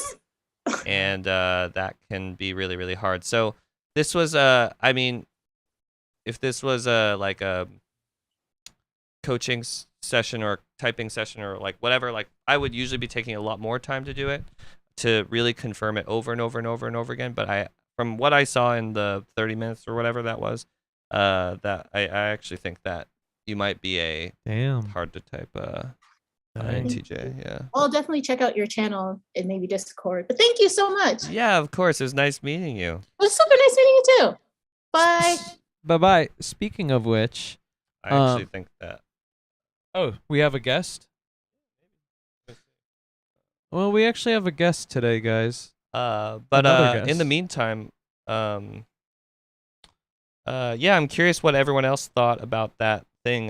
Yeah. INTJs are, again, like, I'm someone that always likes checking it even more and more and more and more, but actually that was pretty in depth, and she actually is pretty hard to type. But the patterns were not coming together for her being an introverted sensor. Introverted sensors are very, here's the facts. Let's spell things out. Let's see be those very lists clear. I was thinking. Yeah, lists can sound like ISTJ, but there's the way that she kept saying ideas. Marcus, you're awesome. But you kept saying ideas, and then that pattern would start connecting to all these other things and other things and other things and other things and other things and other things, sort of going into this trail. That is not the way that introvert sensing works. Damn, that's cool, man. Damn. Well, this is a good moment to say, if you like Eric's stuff, what he does, well, his YouTube channel is in the description, and you could subscribe to him because he's dope. He's amazing. Yeah, he's just, I love learning from him. I've learned more about myself. I've learned more about relationships and friendships. Yeah. And is there somebody at the door? Possibly soon, yeah. I don't know if you want to have that on stream or not. Yeah, I do. Yeah, okay, cool. It'll come up soon. But Marcus, I'm so glad you enjoyed that. That's super awesome. If anyone has any questions about personality type stuff, this is what I think about and nerd out about all day long. So if you have any question, this is the time. Jump into the Zoom.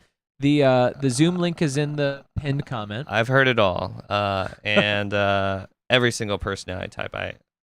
There's a lot of the Myers-Briggs that most people are familiar with. It's like a 4th grade version of Myers-Briggs. Like there's so much more when you really, really dig into it. That's a lot more complicated, but so much more accurate and nuanced and insightful. And so that's some of the stuff that we were talking about today. Yeah, and I love all of that. It's so fascinating to me because I love people. I love personalities. Yeah. By the way, I just want to thank Shayla and Marcus for the donations. I really, really appreciate you guys. Namaste. Namaste to you. And I'm going to go check the door. Cool. See if there's anybody here. So it might be in like a minute or two. Yeah. Cool. Well, if anyone has any questions, let me know. I'm glad you enjoyed the conversation and discussion. Um, yeah. Um, for most people, it takes a while to figure out your own personality patterns and to see them clearly. Um, it's hard sometimes to get like that outside point of view on things. So sometimes it just takes bumping into other people, putting yourself out there and asking the right questions, or being like, "How do you see me?" Or, "Oh, that's true." In comparison to like, I think that I'm very lazy and everything's falling apart and I don't really have things figured out and I'm very spontaneous and go with the flow. But then when I compare it to other personality types, actually, it's totally different. I remember, yeah, I don't know. Like there were just so many different sides of my personality type that it was very, very obvious from an outside point of view, but it was really, really hard to see for myself. And it actually took a process of like 2 or 3 years of thinking about personality type stuff before I felt like really, really confident and clear about it. Um, but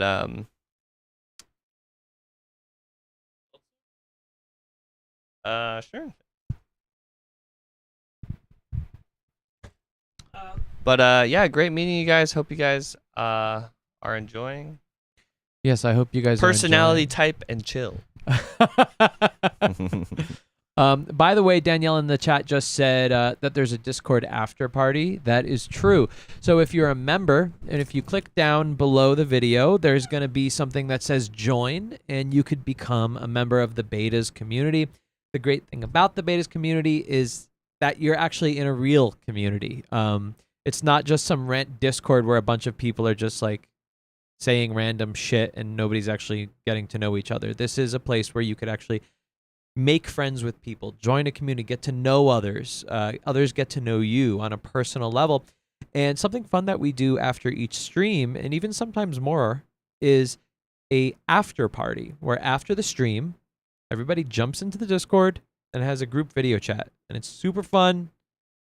And people, they do it for hours. And yeah, so if anybody wants to become a member, click the join. And our community is super, super warm, super, super welcoming. We, in about 10 seconds, we're about to have another guest on.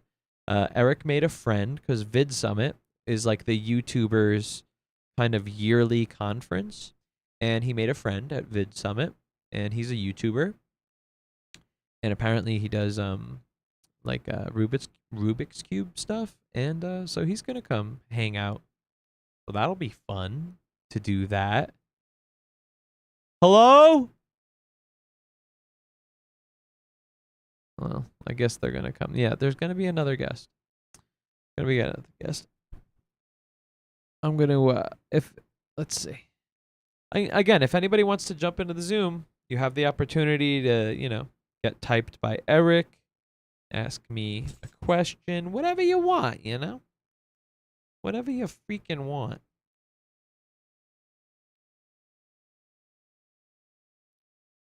Yeah. So yeah, so far the interview setup, I like it. Is anybody else happy with this whole setup? I think it's fun. I'm having a lot more fun. This is what I like to do. I like to talk to people. And so we're going to do a lot more of that on betas.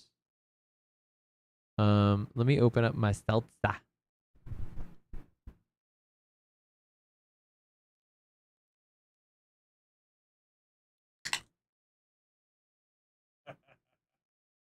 He did. You couldn't really see it, but he turned around. Yeah, Marcus loves the interviews. We love you, Marcus. Hey, also, is this the first episode where there's no audio video issues? Is this just going smoothly? How's the sound, everybody? How's the video? I see a green thing, so it doesn't seem as though we're lagging or skipping or whatever.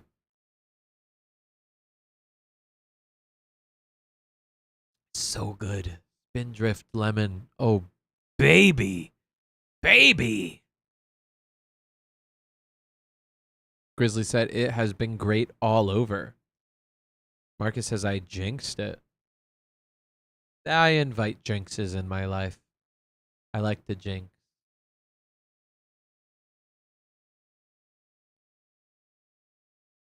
Well,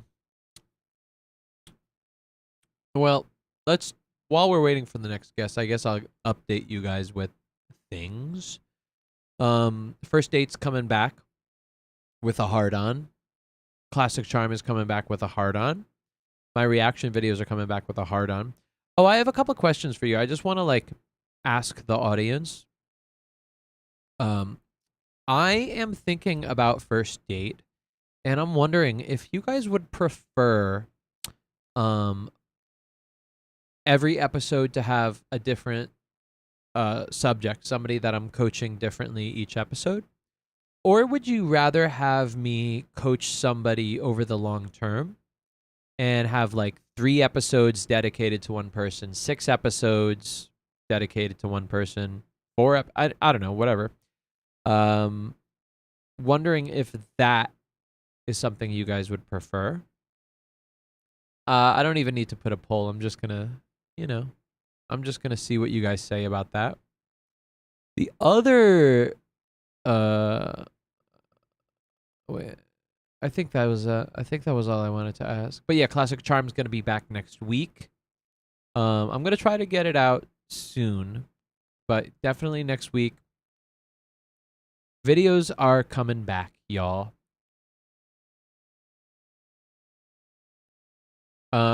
Gall says, I like a lot of EPs dedicated to one person. Interesting.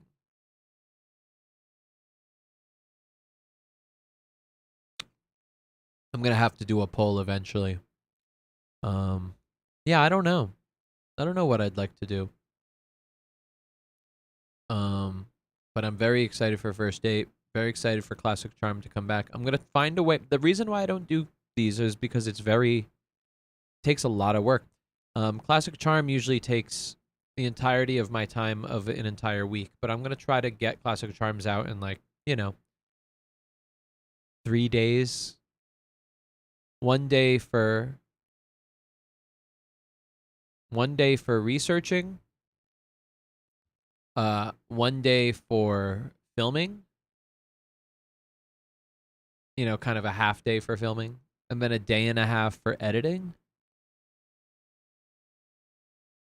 Okay, maybe 5 days. It's gonna take more than 1 day to edit. Grizzly says, following people on multiple episodes will let you ease them into it instead of rushing for the kiss in a single video. Ooh, Grizzly's been watching. Yeah, that makes a lot of sense.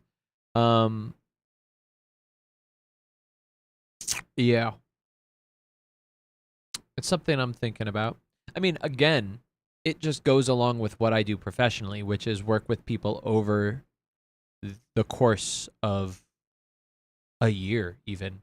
Marcus just bought the God Pill. What up? What up? What up? All right, I'm gonna go see what this guest situation is happening over here. Hold on. I guess we're gonna have no. Hold on, Eric. Here, let me call Eric.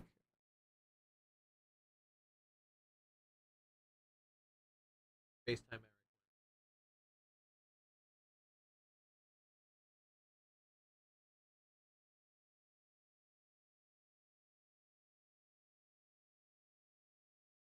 What are you doing?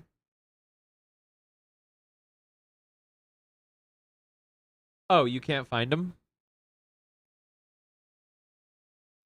Oh. Oh, he got Ubered. All right.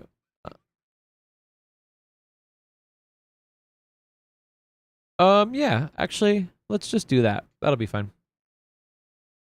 Cool. All right, guys. Well, we're gonna wrap it up. Actually, no new guest.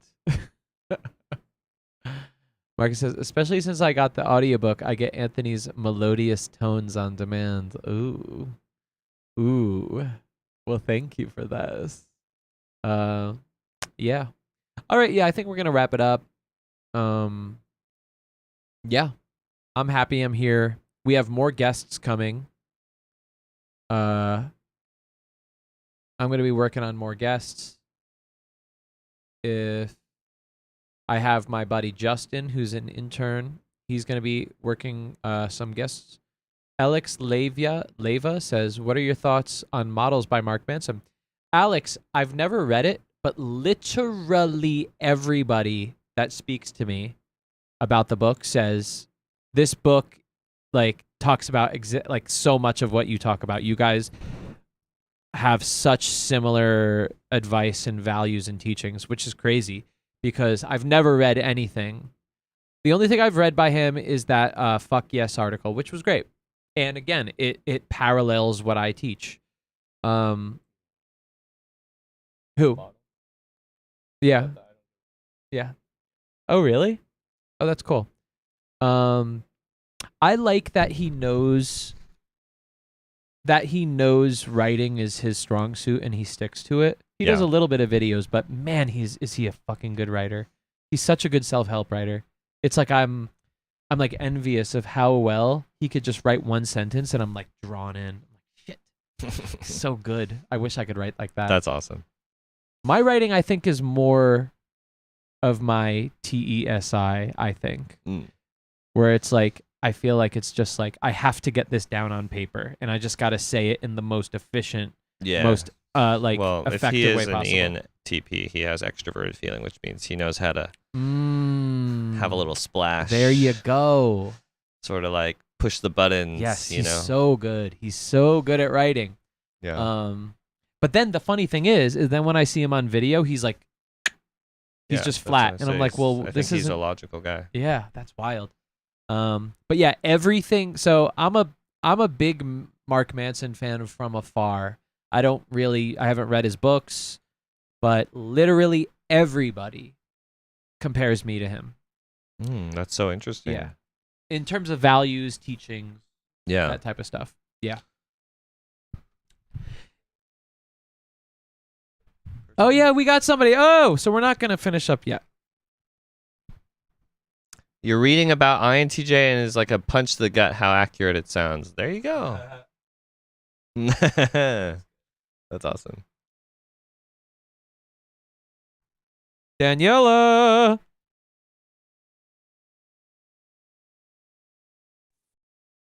There we go, baby. Hi. There she is.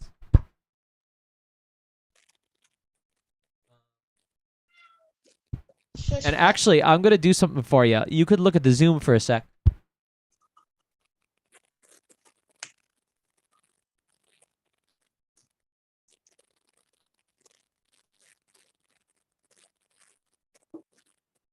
Oh, wait, let me mute this.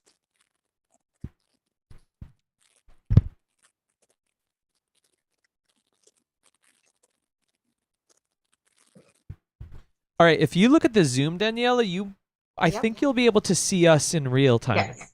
Yeah? Yes, I can see Woo! it. Yeah. That's You guys awesome. are at the top. Yes. Okay, so So how's it going? it's going pretty good. How are you? That Good. hat, I don't know what to call it. What do you call It's it? my flower crown. Flower crown looks fucking beautiful on you. And you're looking beautiful. Thank And you. also, it's matching your lipstick. Did you plan that? Yes, I did match to my lipstick because I'm a weirdo. That's not weirdo. That's great. There's no weirdo about that. Except for in a good way. Yes, I'm a good weirdo, I guess, is Yeah. what we'll say. Yeah. Basically, like that was the original title of this podcast, but then What, weirdo? good weirdo. Good Good weirdos. weirdo. That'd be a good title. Okay, do you have a question for Eric? Well, so no, I put in the chat, I didn't really have a personality question. I was going to come on to say hi and then complain about online dating, which was my question, I think, for you last week, and how annoyed I am with online dating already. And I only started, I restarted like a couple weeks ago, and within like a day of creating a profile, I was already over it. And I'm just over it. There's too many. Have you people. tried connecting with other people in other ways though, like finding other people through stuff that's completely disconnected from dating apps? Normally, everybody I've ever actually like had a good connection with, I've either met in person, either out at a show, or through like mutual friends. But like just the last, like recently I was like, you know what, I'm just gonna go back onto online dating because I'm not really going out and, in the real world as much. Like a lot of my friends are still like super, like everyone I know keeps getting COVID. So I'm trying to like continue to not Yeah, catch it. that So totally I'm makes sense. still very like, even though I'm vaccinated and like boosted or whatever, I'm still just like, yeah, but I've avoided it for 2 years. So let me limit my exposure. So I don't really go to a lot of like places where I would then meet new people. Yeah, that totally makes sense. But I decided to do it the other day. I can't remember why. I think it was just like randomly, like, let me just see, like, let me get my feet wet and like see. And within a day, I was complaining to some other people who are like in the Discord that I was over it. I'm just like, you know what? There's too many people and like it's too draining It having is draining. to like talk to so many people. Just to get a feel if you like them or if there's a connection. So like I tried to do the thing where I would reach out to the people, the profiles that like had something on it that I liked. So I was reaching out first versus waiting.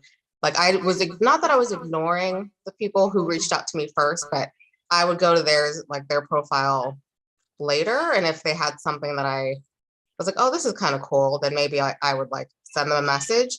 Nice. But then I got annoyed after a while of having to like shut up, cat, I'm doing something. Sorry, my cat waits till I'm doing something to start meowing in the background because he hears me talking to somebody else and thinks that I should pay attention to him. But yeah, I was going to ask Anthony about this, I think the last podcast, of like, how do you not get annoyed with online dating? Or personally, I just don't really like online dating, but I'm very like particular about where and when I have to be in the mood to like go meet people in person. Like I hate making plans. Like I hate planning a date because the time the date comes, then I don't usually want to go. I'm like, I don't feel like it anymore. Okay. All right. I think I could help you out here. So hold on one second. Hold on 1 second. I'm still working this, but I almost have it right. Just don't move. Don't go anywhere. Okay. I'll try not to. It should work. Slide out of. Why isn't it working? Hold on. Let me see. Just don't move. Don't move. Are you telling me not to move, or are you telling Eric not to? No, I'm telling me not to move. Okay. Hold on. Hey. Talk, Daniela? Yes, I'll talk. I'm looking at the chat and I'm laughing right now. I'm laughing at Marcus. Doesn't work. That doesn't work. That doesn't work. All right, I guess I'll try this another time. I was gonna try something where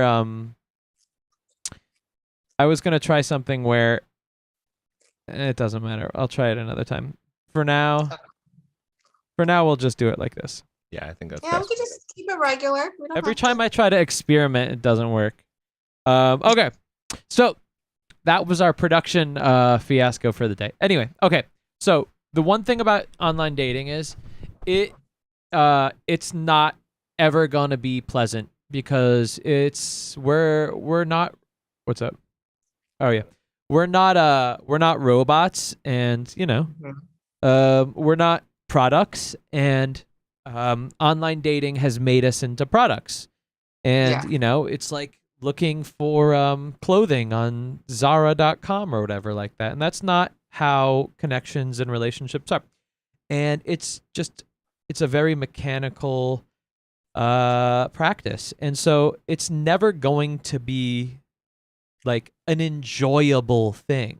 You're not going to be matching with people and constantly getting into conversations, then not talking to them ever again and being like, this is so nice, I really enjoy this.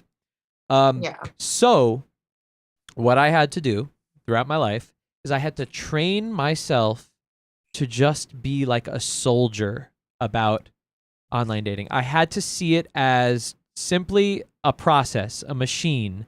And it's like, so basically what I'm saying is like, take the personal out of it. Don't see it as don't connect personally to online dating. Just literally go, like almost see it as like a video game and just be like, oh, I'm just swiping on people. I'm just talking to people. Don't get attached to anybody prematurely. Don't get upset if you're not matching with the right people. Just be like, this is a process. This is a machine. It's not a very great machine. It's difficult. The only reason that people use it is because of ease of use and not efficiency. If it was efficient, then they wouldn't make any money, because online dating is not meant to be efficient. They could make it efficient, just like an algorithm on TikTok is incredibly efficient. You use TikTok for a day, and the next day on TikTok, you're going to get only the videos you want to see. With online dating, they did not construct it to be efficient or to get you fast results. They constructed it so hopefully you'll use it as long as possible, because and eventually say, I could use this more, but I would rather pay to get the better options and all of that stuff. And then their goal is to say, how long could I get them to continue to pay for this app? That is their goal. And so if you understand what their goal is, you understand that this is it's merely a machine. It's an instrument. It's a way for you to possibly meet people. Don't get attached to it. Don't get personal about it. This is really serious stuff I'm saying, because it's like, if you do, you are going to get very frustrated quickly, as you said you did, and as I have in the past.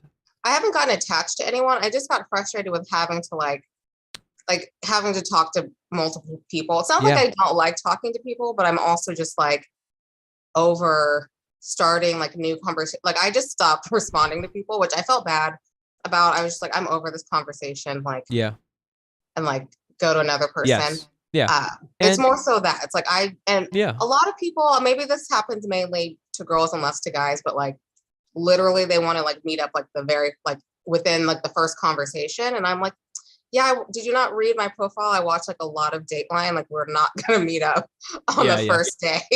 Like I'm not trying to get murdered today, maybe tomorrow, but like not today. And that's another thing is like, because they're not meeting you, they're not really respecting who you are, what your interests are. And so that's the number one thing, is just to say, I have to take all personal stuff out of it. I have to take all emotion out of this and just see it as a bad machine that can bring some results. Now, the only positive of online dating is when you once in a while meet somebody great and you go, oh, fuck, actually, that was worth it. You know, because listen, if you do actually meet somebody great off of online dating, then it was all worth it. Well, you know, who knows? I mean, to me, I would think so. But so it's saying, how could I just get it to meeting somebody great as well as possible? Like I said, 1, take out the emotion. 2, you know, like I talked about having a phone call with somebody. I think you said maybe in the last podcast chat that you don't like having phone calls with people. Well, okay. So I don't like talking on the phone with people, but if I'm going to go on a date with somebody, I do. I will either Zoom or like FaceTime them before just to make sure. Because again, don't want to get murdered. But like after that, like the only person I talk to on the phone is my mom. Like she does a text, so we talk. Anybody else, it's either text or like a Zoom or like a FaceTime. I'm not a phone call person. I have to be on the phone at work sometimes, and that's enough for me. I don't want to do it in my personal life. So. Okay, so the next thing I would say is for you specifically, and Daniela, this is how online dating works for me. Is I go, well, how do I want to do this? How do I want this to work? So if one of your concerns is, you know, making sure that you meet somebody that's a good person, another thing I would do is check out their Instagram. You know, do you ask for their Instagram or their Facebook? Or I don't, because I'm also one of those people. I was off social media for like years. So I usually don't care about what's on someone's social media, mainly because I worked in social media for a little while. And then after I stopped working in social media, I was offline, so much so that when I got back online, which I think after, it was just like a couple months ago, I reactivated all my socials. Like people were like, we thought you like died because you haven't been Mm. online. Because I used to post all the time.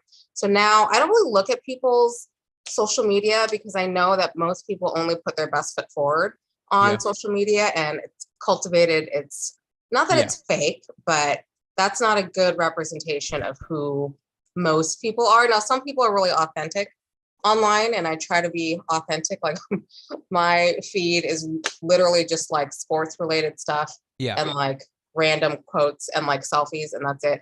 Yeah. Keep it I mean, very like this is so- what you're gonna get. But Yeah, no, so I do understand that. But you know, you would also have to acknowledge that there's going to be context for who that person is as well. I mean, like, Yeah. for instance, like if you see somebody and the best parts of their life are things that really resonate with you, you know, like say for Mhm. instance, I check somebody's social media and they're just like playing cool, like soulful guitar the whole time. I'm not Mhm. gonna go, oh, well, that's not who they really are, right? Yeah. I'm gonna go, oh, damn, this person plays guitar and that's really cool.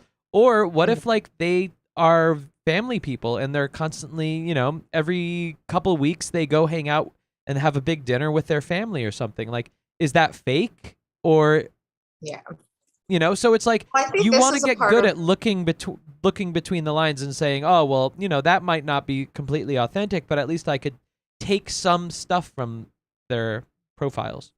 Yeah, this might be the part with that lines up with my, I guess, my personality type, because I'm skeptical of everything. Like I'll Yeah. look at something and be like, what are you hiding? Like what's Yeah. why is there no like sad emo post in your feed anywhere? Yeah. Like you had to have a bad day at some point in your life. So like Yeah.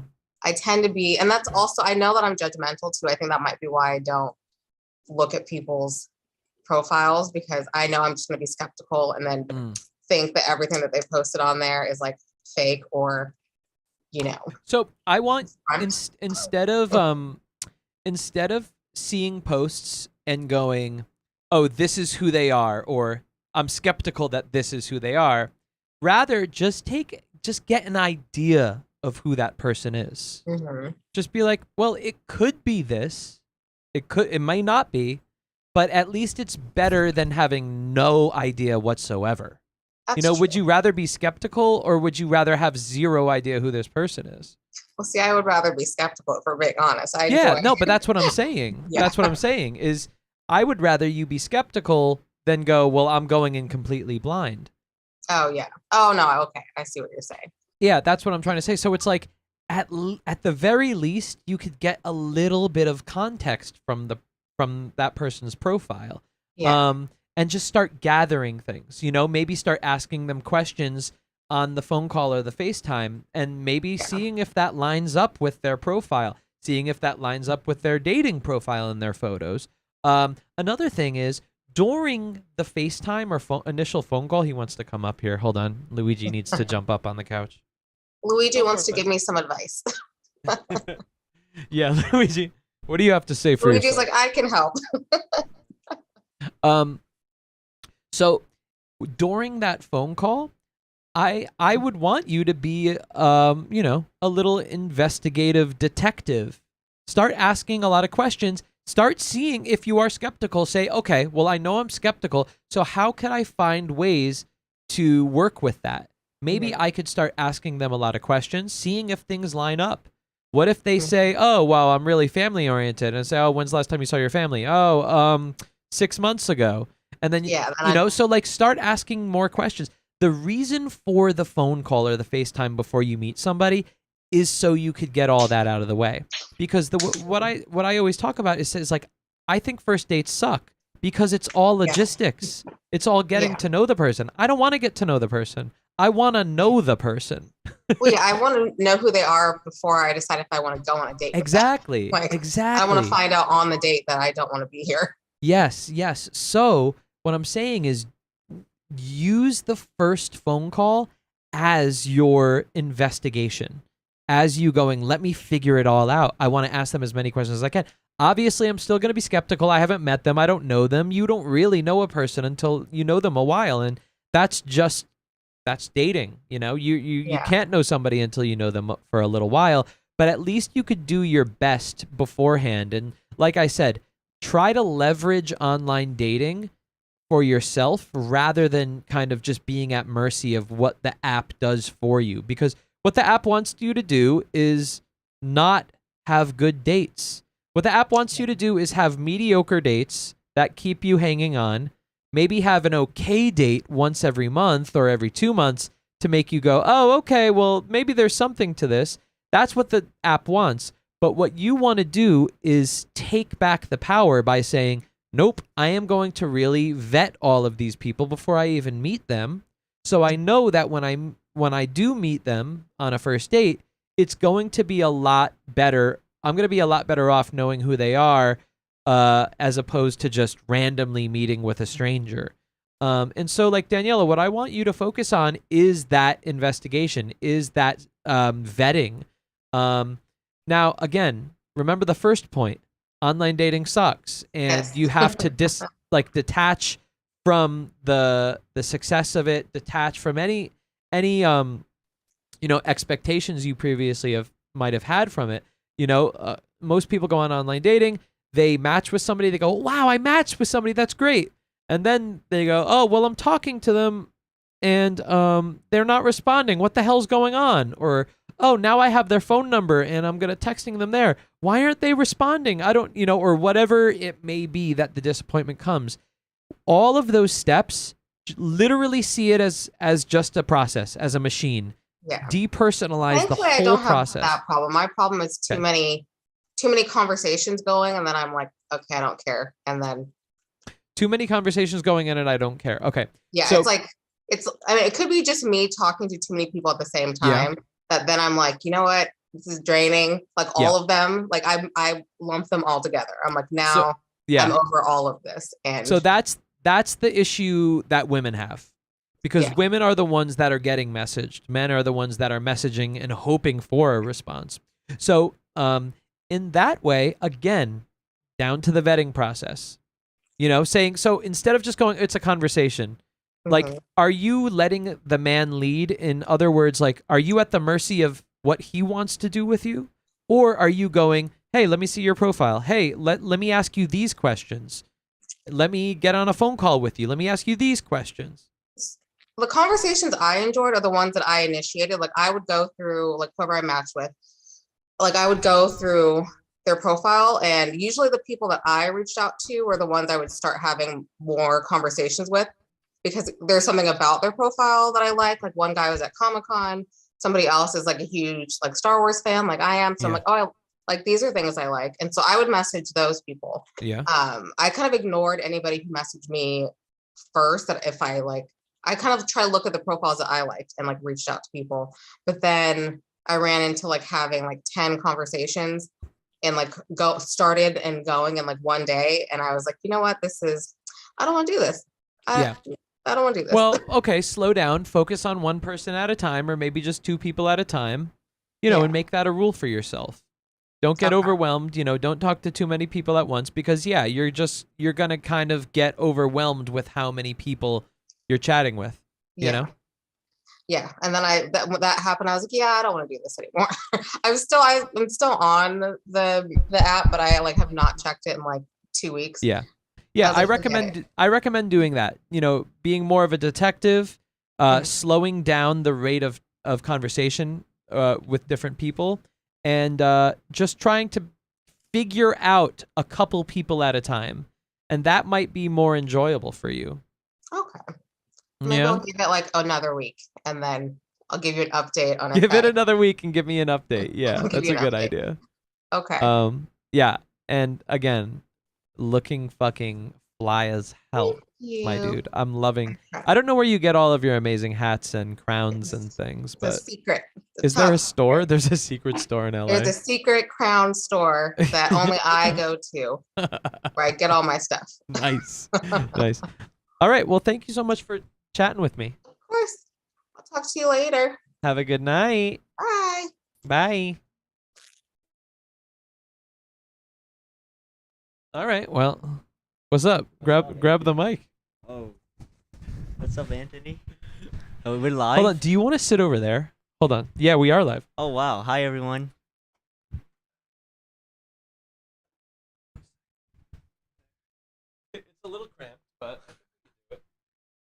We got even a puppy in here. Well, hi, nice to meet you. Who are you? I'm Timmy. Timmy. I make YouTube videos about Rubik's cubes, Hell yeah. nerdy stuff. There's a Rubik's cube right there. So are you like a speed? Yeah, I'm a speed cuber. Whoa, do you Yes. compete? I compete. I just got back from the North American Championships. Whoa, dude. And what did you get? I made finals, but yeah, that's it. Nice. Wow, Placed damn. 15th. Okay, so like are there timers and then when you're done you slap it like Yeah, we slap it hard. really? This one time I slapped it really hard. It shut off. Damn, that must have been really like piss you off though. Yeah, because then your score is disqualified. Oh, shit. Okay, what was your best score? I'm in competition. Yeah, make sure it's out your mouth. Okay, my best score in competition was 8 seconds. 8 seconds. But I'm specialized in an event called Clock. I don't have that puzzle with me, but yeah, my best time in that is 5 seconds. Nice. Now what about just personally without anybody verifying? 5.8 seconds. Oh, okay. Okay, that's specific enough to me to know that you're not lying. Yeah. Very good. And all I know about you is that, and Eric told me that you wanted to meet me. Yes, I'm a fan of you. Really? Yes, when I'm Rubik's cubing, I listen to you. What? Did you When know that? When did you find out about me? Kelly Wacosta's dating video. Yes, Kelly Wacas is awesome, dude. Oh, I'm glad that video connected with you. Mm-hmm. Nice. Yeah, I think I'm gonna make another video on him. Part 3. He's a great guy. 4. It's gotta be. I would love to get him on the podcast. I have a I have an idea. I think that a lot of these YouTubers are watching my video analysis because I made a video on. Do you know Jesse James West? Sounds familiar. Yes. He's Oh yes, I he's, know. he's like a weightlifting YouTuber. Like always has his shirt off. And I made like a video or two about him, and he was on some podcast, and he like mentioned he was like, yeah, I watched this guy's video about me and blah blah blah, and I started like taking his advice on what he said I do and like using it more, and I was like, oh shit, I had no idea. So I'm gonna see if I could try to get these people on the fucking podcast. Yeah. But what resonates with you about what I talk about? I like your like advice because I like just researching about it. I was really into it when I was in high school. Yeah. But yeah, I'm just focusing on myself now. How old are you? I'm 21. Nice. So nice. And do you have any questions for me? Not, I probably do, but I gotta think about it because it just got here. I ran Uber. Yeah, so you guys met you and Eric, who's Mhm. sitting right next to you outside of the camera. You guys met at VidCon? Yeah. Is that what Vid it is? Summit. Vid Summit. Yeah, Vid. He whooped my butt in Uno, and that's how I met him. Oh, really? Wait. Oh, but you didn't win the whole tournament.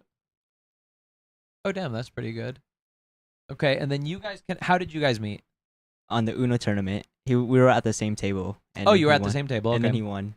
And then you guys got a talking. Yeah. Oh we no, got- no, I know what happened. Eric told me. He started like talking to you about personality type stuff, Mhm. and you were like, "Holy shit, that's me." Yeah. It blew my mind. Yeah, Like how it's- accurate it was. Like Yes. it's on point. Like 4 letters. He got my whole life story. 4 letters in your own life change. It's so true. Right? He's amazing. Right before you came, he just typed like a person on Zoom for like, I don't know. It felt like 10 minutes, but it could have been 30 minutes. And it's just amazing to watch him work. For sure. I'm sure as amazing it is to watch you work, sir. Thank Yeah, but I don't know. What do you want to talk about? I don't know. You're my second guest of the night. I just told her to come in. I just got here. I was running. Oh, dating life?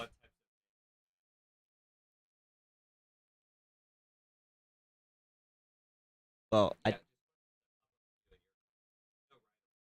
so I did this experiment for fun with my friends. It's super dumb. I told Eric this. So me and my friends wanted to see how many likes we can get on a dating app if we Nice. were to flex our gold play buttons. Ooh, and how did it work? I got 100 likes. And Wait, and what do you usually I get? think it was Hinge. How many likes do you usually I think get? without it, I got like 10.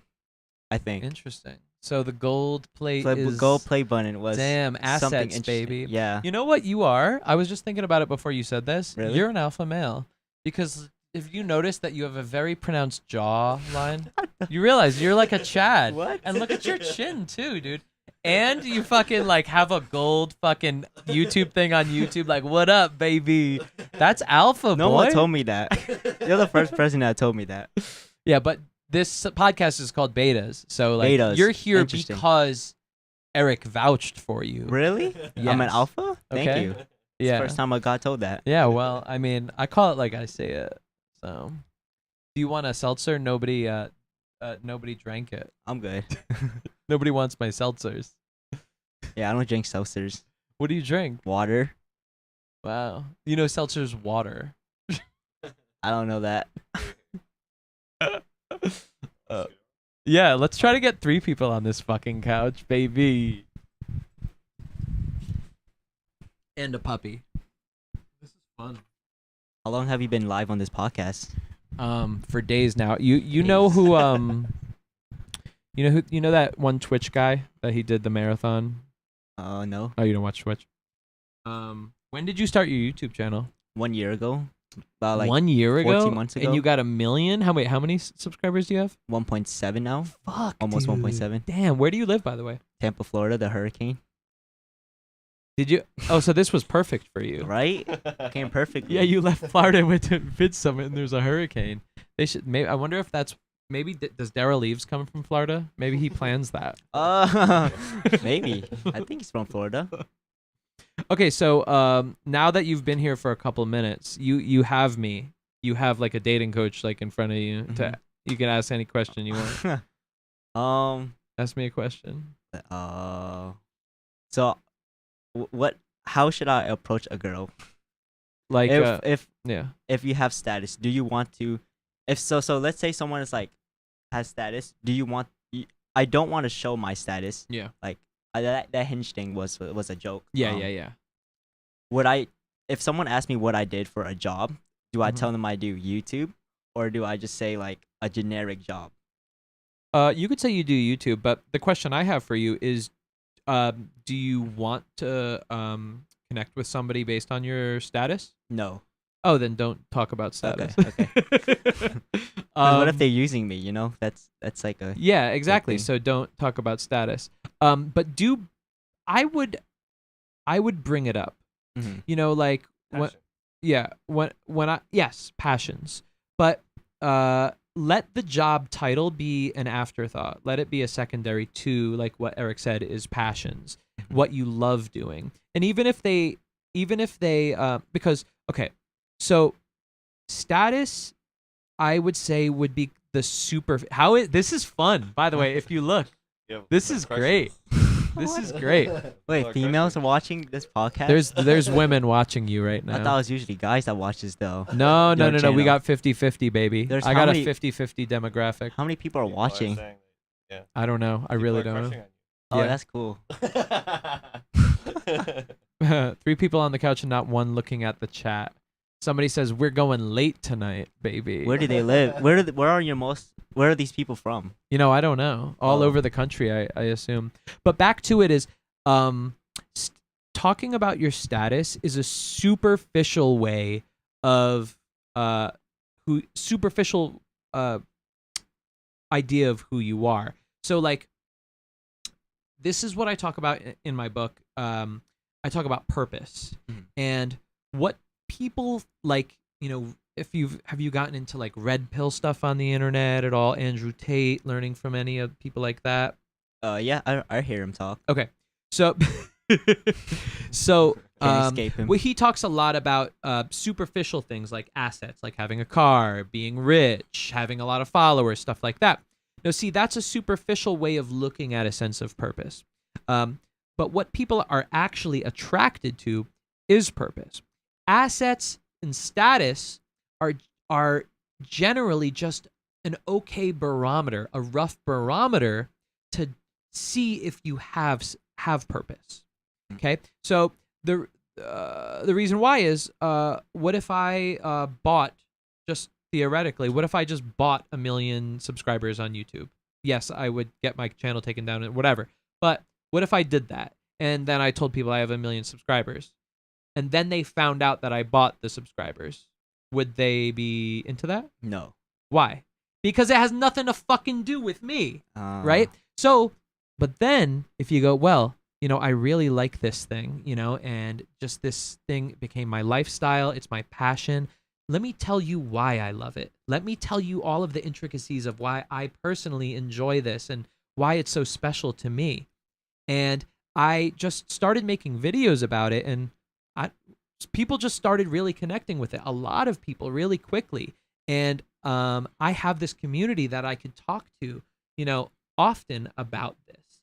And, when you talk about it that way, that's a sense of purpose. Mhm. That's saying I love this. And the reason why I do YouTube is to get this out to the world and hopefully teach people. Now, I don't know what you do with your channel. I'm just making shit up.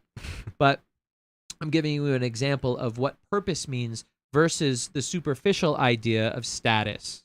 And that's the difference. So when you do talk to somebody, if you're talking to a girl, wherever, are you in college? What do you do? I dropped out of college. Nice. 20 minutes in. Whoa, badass. So what do you do now? Just YouTube? YouTube Hell full yeah. time. Nice. And so how do you socialize? I don't. I just go to the gym and I come home and I That's do the YouTube. jawline. There it is. That's it. Yeah. Do you do one of those rubber things in your mouth? No. Do you mew? You don't mew? No, I don't mew. Okay, got it. You're just naturally nicely jawed. Thank you. Okay. So, So weird to notice. is it okay if I touch this? Yeah, of Okay. course. I feel like it's such like a vulnerable thing. No, it's not. Okay. It's like 12, All right, 10 fuck bucks. it then. So, What you're saying is a universally attractive thing. Yeah. What you're saying is it's a universally attractive thing to have things in life that you're excited about, that push you forward, that you're working on, that you know.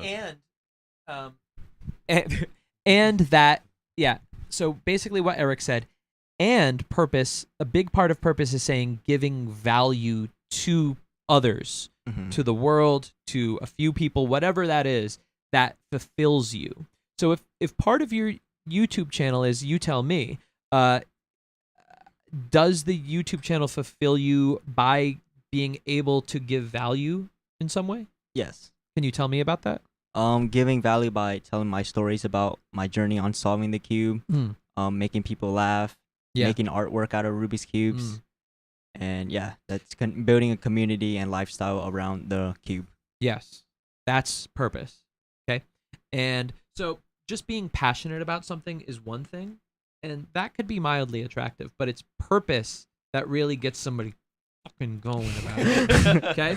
And so the fact that you have that sense of purpose, and we're seeing numbers as a rough barometer to judge how much purpose you have.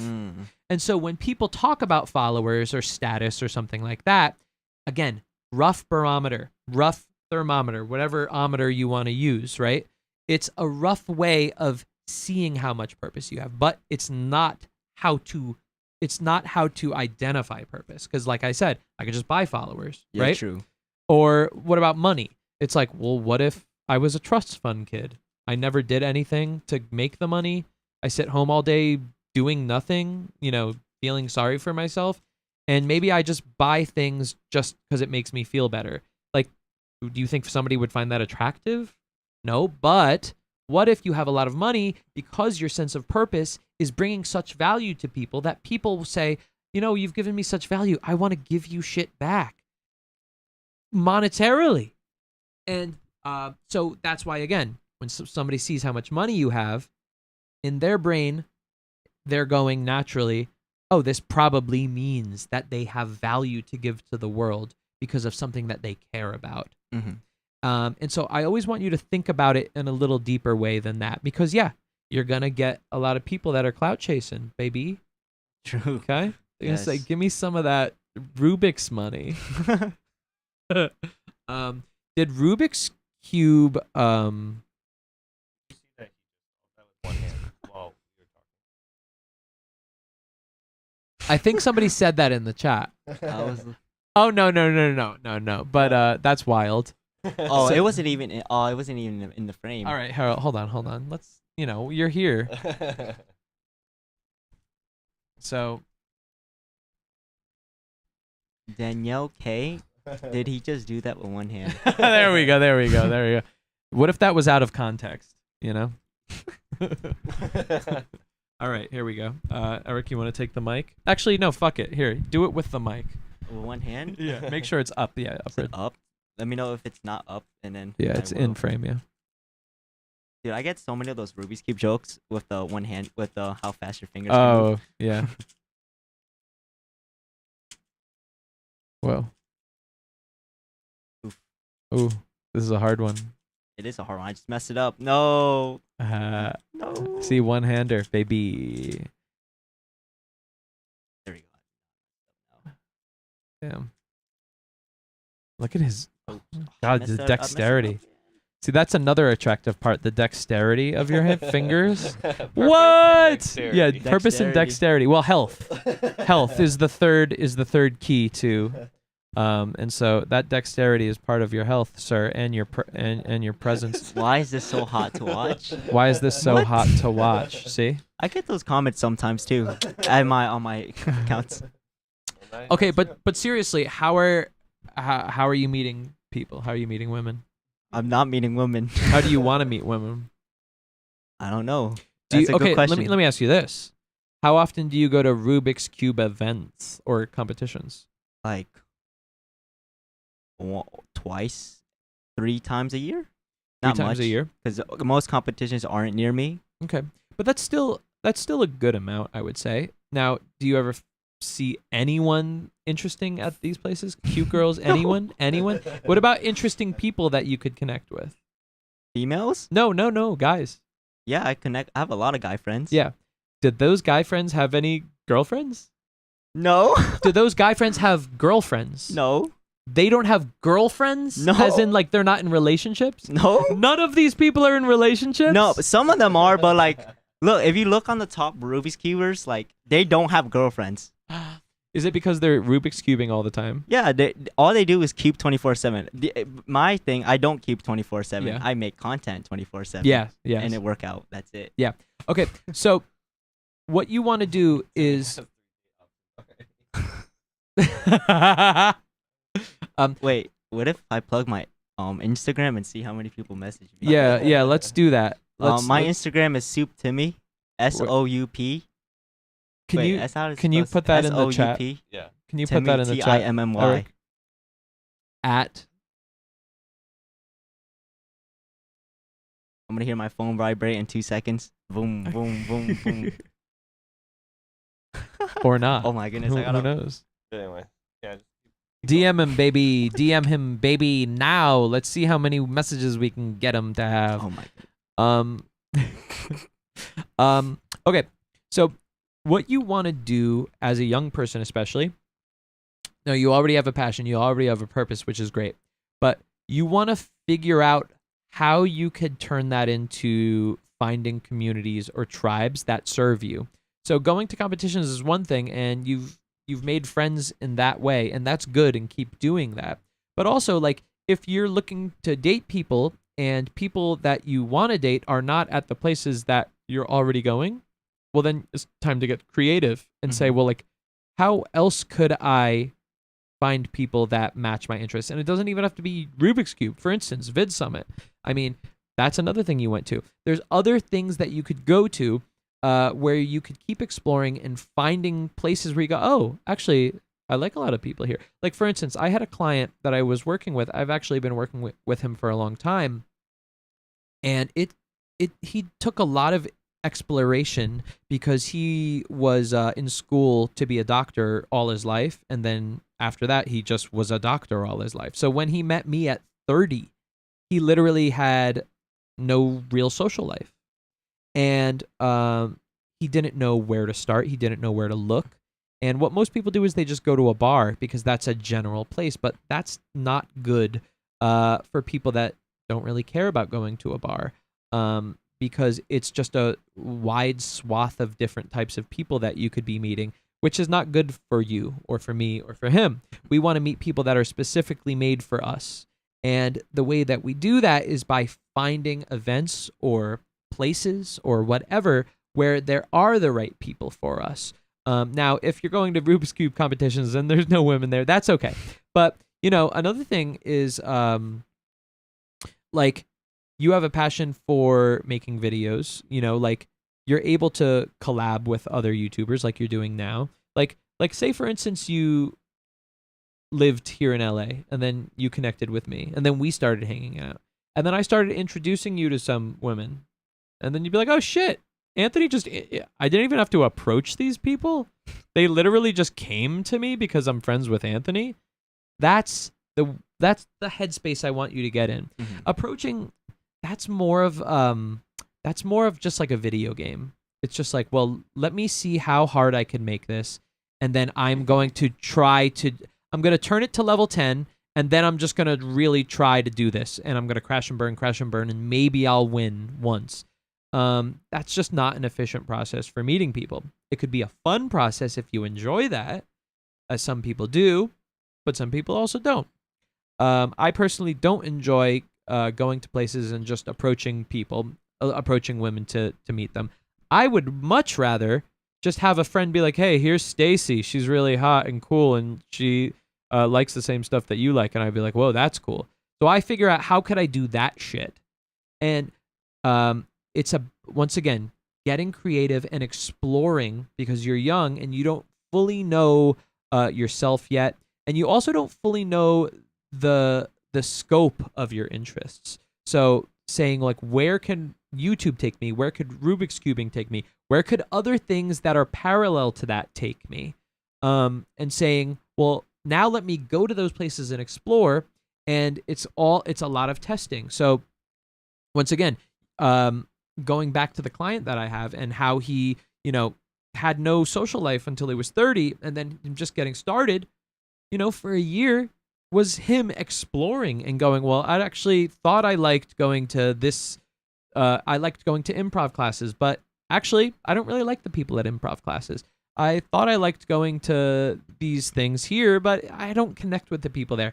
And then, what he actually landed on was acting classes.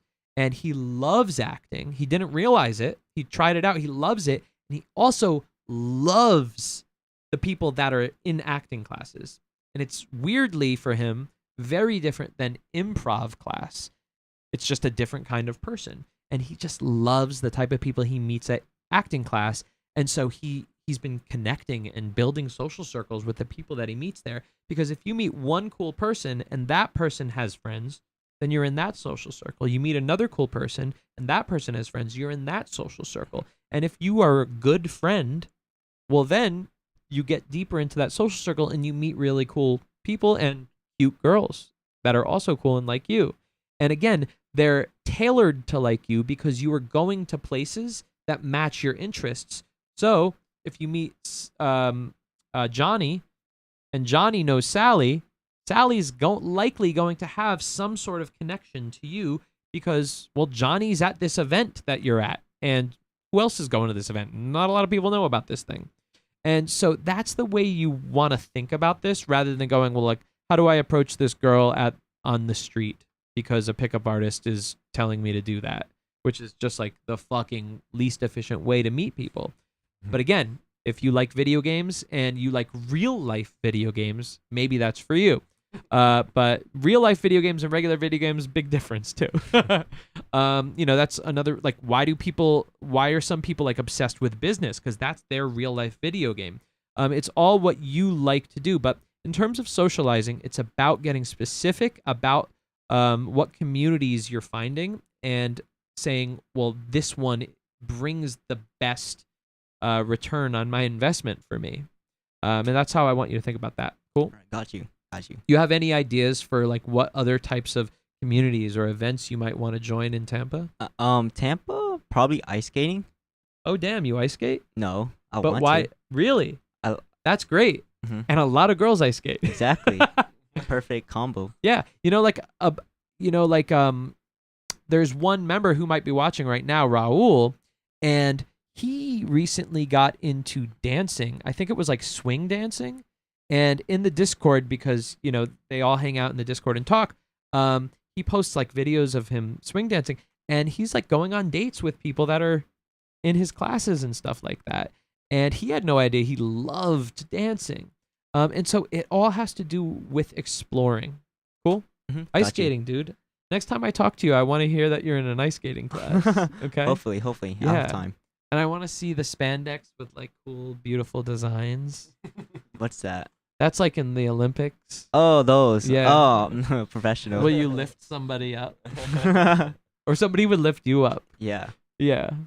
Like what if you got like A do you girl. like women that are taller or bigger than you? Maybe They she'll lift me up? Yeah, she'll lift you up. Interesting. You Yeah, I'm never pretty know. light. I I'm don't 100 know. pounds. I'm Yeah. 110 Yeah. pounds. But you are an alpha, so I don't know what that means really. But okay. I don't know what it means. No, you don't want to know? I got to tell you something. Sure. Nobody fucking knows what it means. There's no scientific No journals about it. scientific- Okay, No. it's just a term people throw around, I assume. Yeah, that's all it is. And what's beta mean? I don't know. I have reclaimed the word beta to mean just like good weird. Good weird. Yeah, because I was just chatting with somebody on Zoom and they said, and I think I said in a good weird way, and that's what beta means. Good weird. Good weird. Yeah, people that are like the outcasts, the misfits, but cool. Okay, so like me? That's you. Okay. That's why you're here. Okay. So I'm a beta alpha. You're an alpha beta. Okay, alpha beta. Yeah. What is Eric? The top of the betas. Yeah. What are you? You have to identify yourself. 4 letters? Oh. Are you an alpha beta? Yeah. Okay. Okay, we're in the same boat, Eric. Damn. Yeah. You what? Okay. Cool. I'm kind of like an alpha beta, right? Can I be part of your group, guys? I don't know. You're the dating coach. I don't know how to Our categorize. dating you. coach? I don't know, man. Eric is Sigma. Marcus said. Damn. What is Sigma? Sigma is let's not get into it, dude. Yo, Marcus says combine Rubik's Cube art with ice skating designs. Whoa, bro. Good idea. What Yo, kinda- yo. I got one for you. What? Make a fucking Rubik's Cube out of ice. Out of ice. I don't know how that will. That's possible. Oh, Wait, I got yeah, one. Okay. What if I made my crush's face out of Rubik's cubes? Yo, that's genius. Yo, what's his personality type? You ISTJ. remember still? You remember. Of course. Like Can you tell me the functions of the ISTJ? introverted sensing Oh wow. and then extroverted thinking. Extroverted thinking, and then what's next after that? Introverted feeling Introverted feeling. and then extroverted intuition. Oh, so he's an introverted feeler. That makes sense. It has your functions but upside down. Oh, like Graham Stephan. Yep. He's Graham Stephan? Yeah. You're totally Graham Stephan, bro. Awesome. That's awesome. So has this been enlightening to you whatsoever? What do you mean? Me The- talking to Yes, you? yes. It's like really good information. Like now I'm Nice. getting it live instead of like watching Nice. when I'm doing Rubik's Do you- cubes. Do you like processes? Does he like processes? See, that was a processes I just told you. Processes. What? I'm just a goofy guy, man. Not an alpha beta though. Marcus says Eric should have said that he just typed him from this convo. Oh yeah, that would have been like a Rubik's cube timing. How fast? Like how fast? You know what's one time Eric did a video like have you seen Eric's YouTube at all? Not yet. It's so good. But there was one time where he was like narrating about an analysis while the camera was on him, and I think the camera was even like zooming into his face, and you could see his brain just Rubik's cubing, and it was so fucking cool. It was the coolest shit I ever saw, and that's I want him to just. Wouldn't it be so cool if you could just walk him around and be like, "Who? What about that person? Oh yeah, yeah. That'd be cool. ENFP. ISTJ. What else do you want to talk about, man? Pretty much good. Nice. Long distance. What's your thoughts on that? Like, the I had a long distance relationship. I think it's good. The one thing that I think is important about a long distance relationship is that there needs to be a end goal scheduled, not just in mind. It needs to be scheduled. Mhm. If you guys are just like, we just like each other and we're talking and maybe we'll see each other every now and then, it's probably going to end quick. Mhm. But if you go, we have a plan for actually being together in the same town at this time, and it could even be in 2 years from now. It's okay. Mhm. But the end goal is important. What do you think about that? I didn't think about it that way. Yeah, end goals, schedule, make the commitment Yeah. stronger. Yeah. Well, to make sure it doesn't meander, and Yeah. like, it's purpose. Yeah. Sense of purpose. Boom. Cool. Well, since you are, like a secret fan of mine, that was really cool. And Eric too, secret fan of mine. No. I'll give you guys a copy of my book. Really? Yeah. Awesome. I'll read it. Here, I love let me reading let me books. get it. That's the display one. That's the display one. I'll be right back.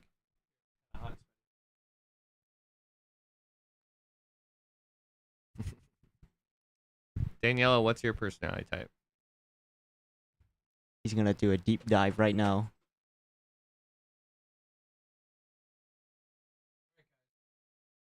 Here you go. Hey, Oh, thanks. thank you so I much. appreciate it. Here. God pill. Let's go. There you go. God. Dating Unlocking for tr- introverts. I'm introvert. Yeah. there you Really? go. Oh, it's unlocking. Let's go. Yeah. You have to read it. If you just hold it and don't read it. Oh, you have a flight. When is your flight? Tomorrow. Oh, that's a good idea. Yes. All right, guys. Well, that's it for today. I didn't think that this was gonna happen, our second guest for today, but it did. And I was very happy about that. And I thank everybody for being here. Once again, after it looks like my dog's licking my dick right now if you look at the frame. But he's not. He's just licking my thigh. And it's an act of love. So guys, don't get fucking weird about it. But so if you like the stream and you like watching betas, there's a big community here. And if you just click the join, all right, buddy, you gotta stop, okay? It's getting annoying. If you click the join button below, you could join the community. And every time after we stream, there's a betas after party where they go in the Discord and we have a group video chat and everybody chats with each other for hours. The community, the betas community is just super sweet, super welcoming. You're never going to feel like out of place. You're never going to feel like they're not including you. Everybody is so warm and loving. And that's, what you would expect from a channel of mine, hopefully, a community of mine. So that's it, everybody. Thank you so much. We're about to go do some drugs. And no, I'm just joking. All right. Thank you so much for coming. Bye-bye. Bye.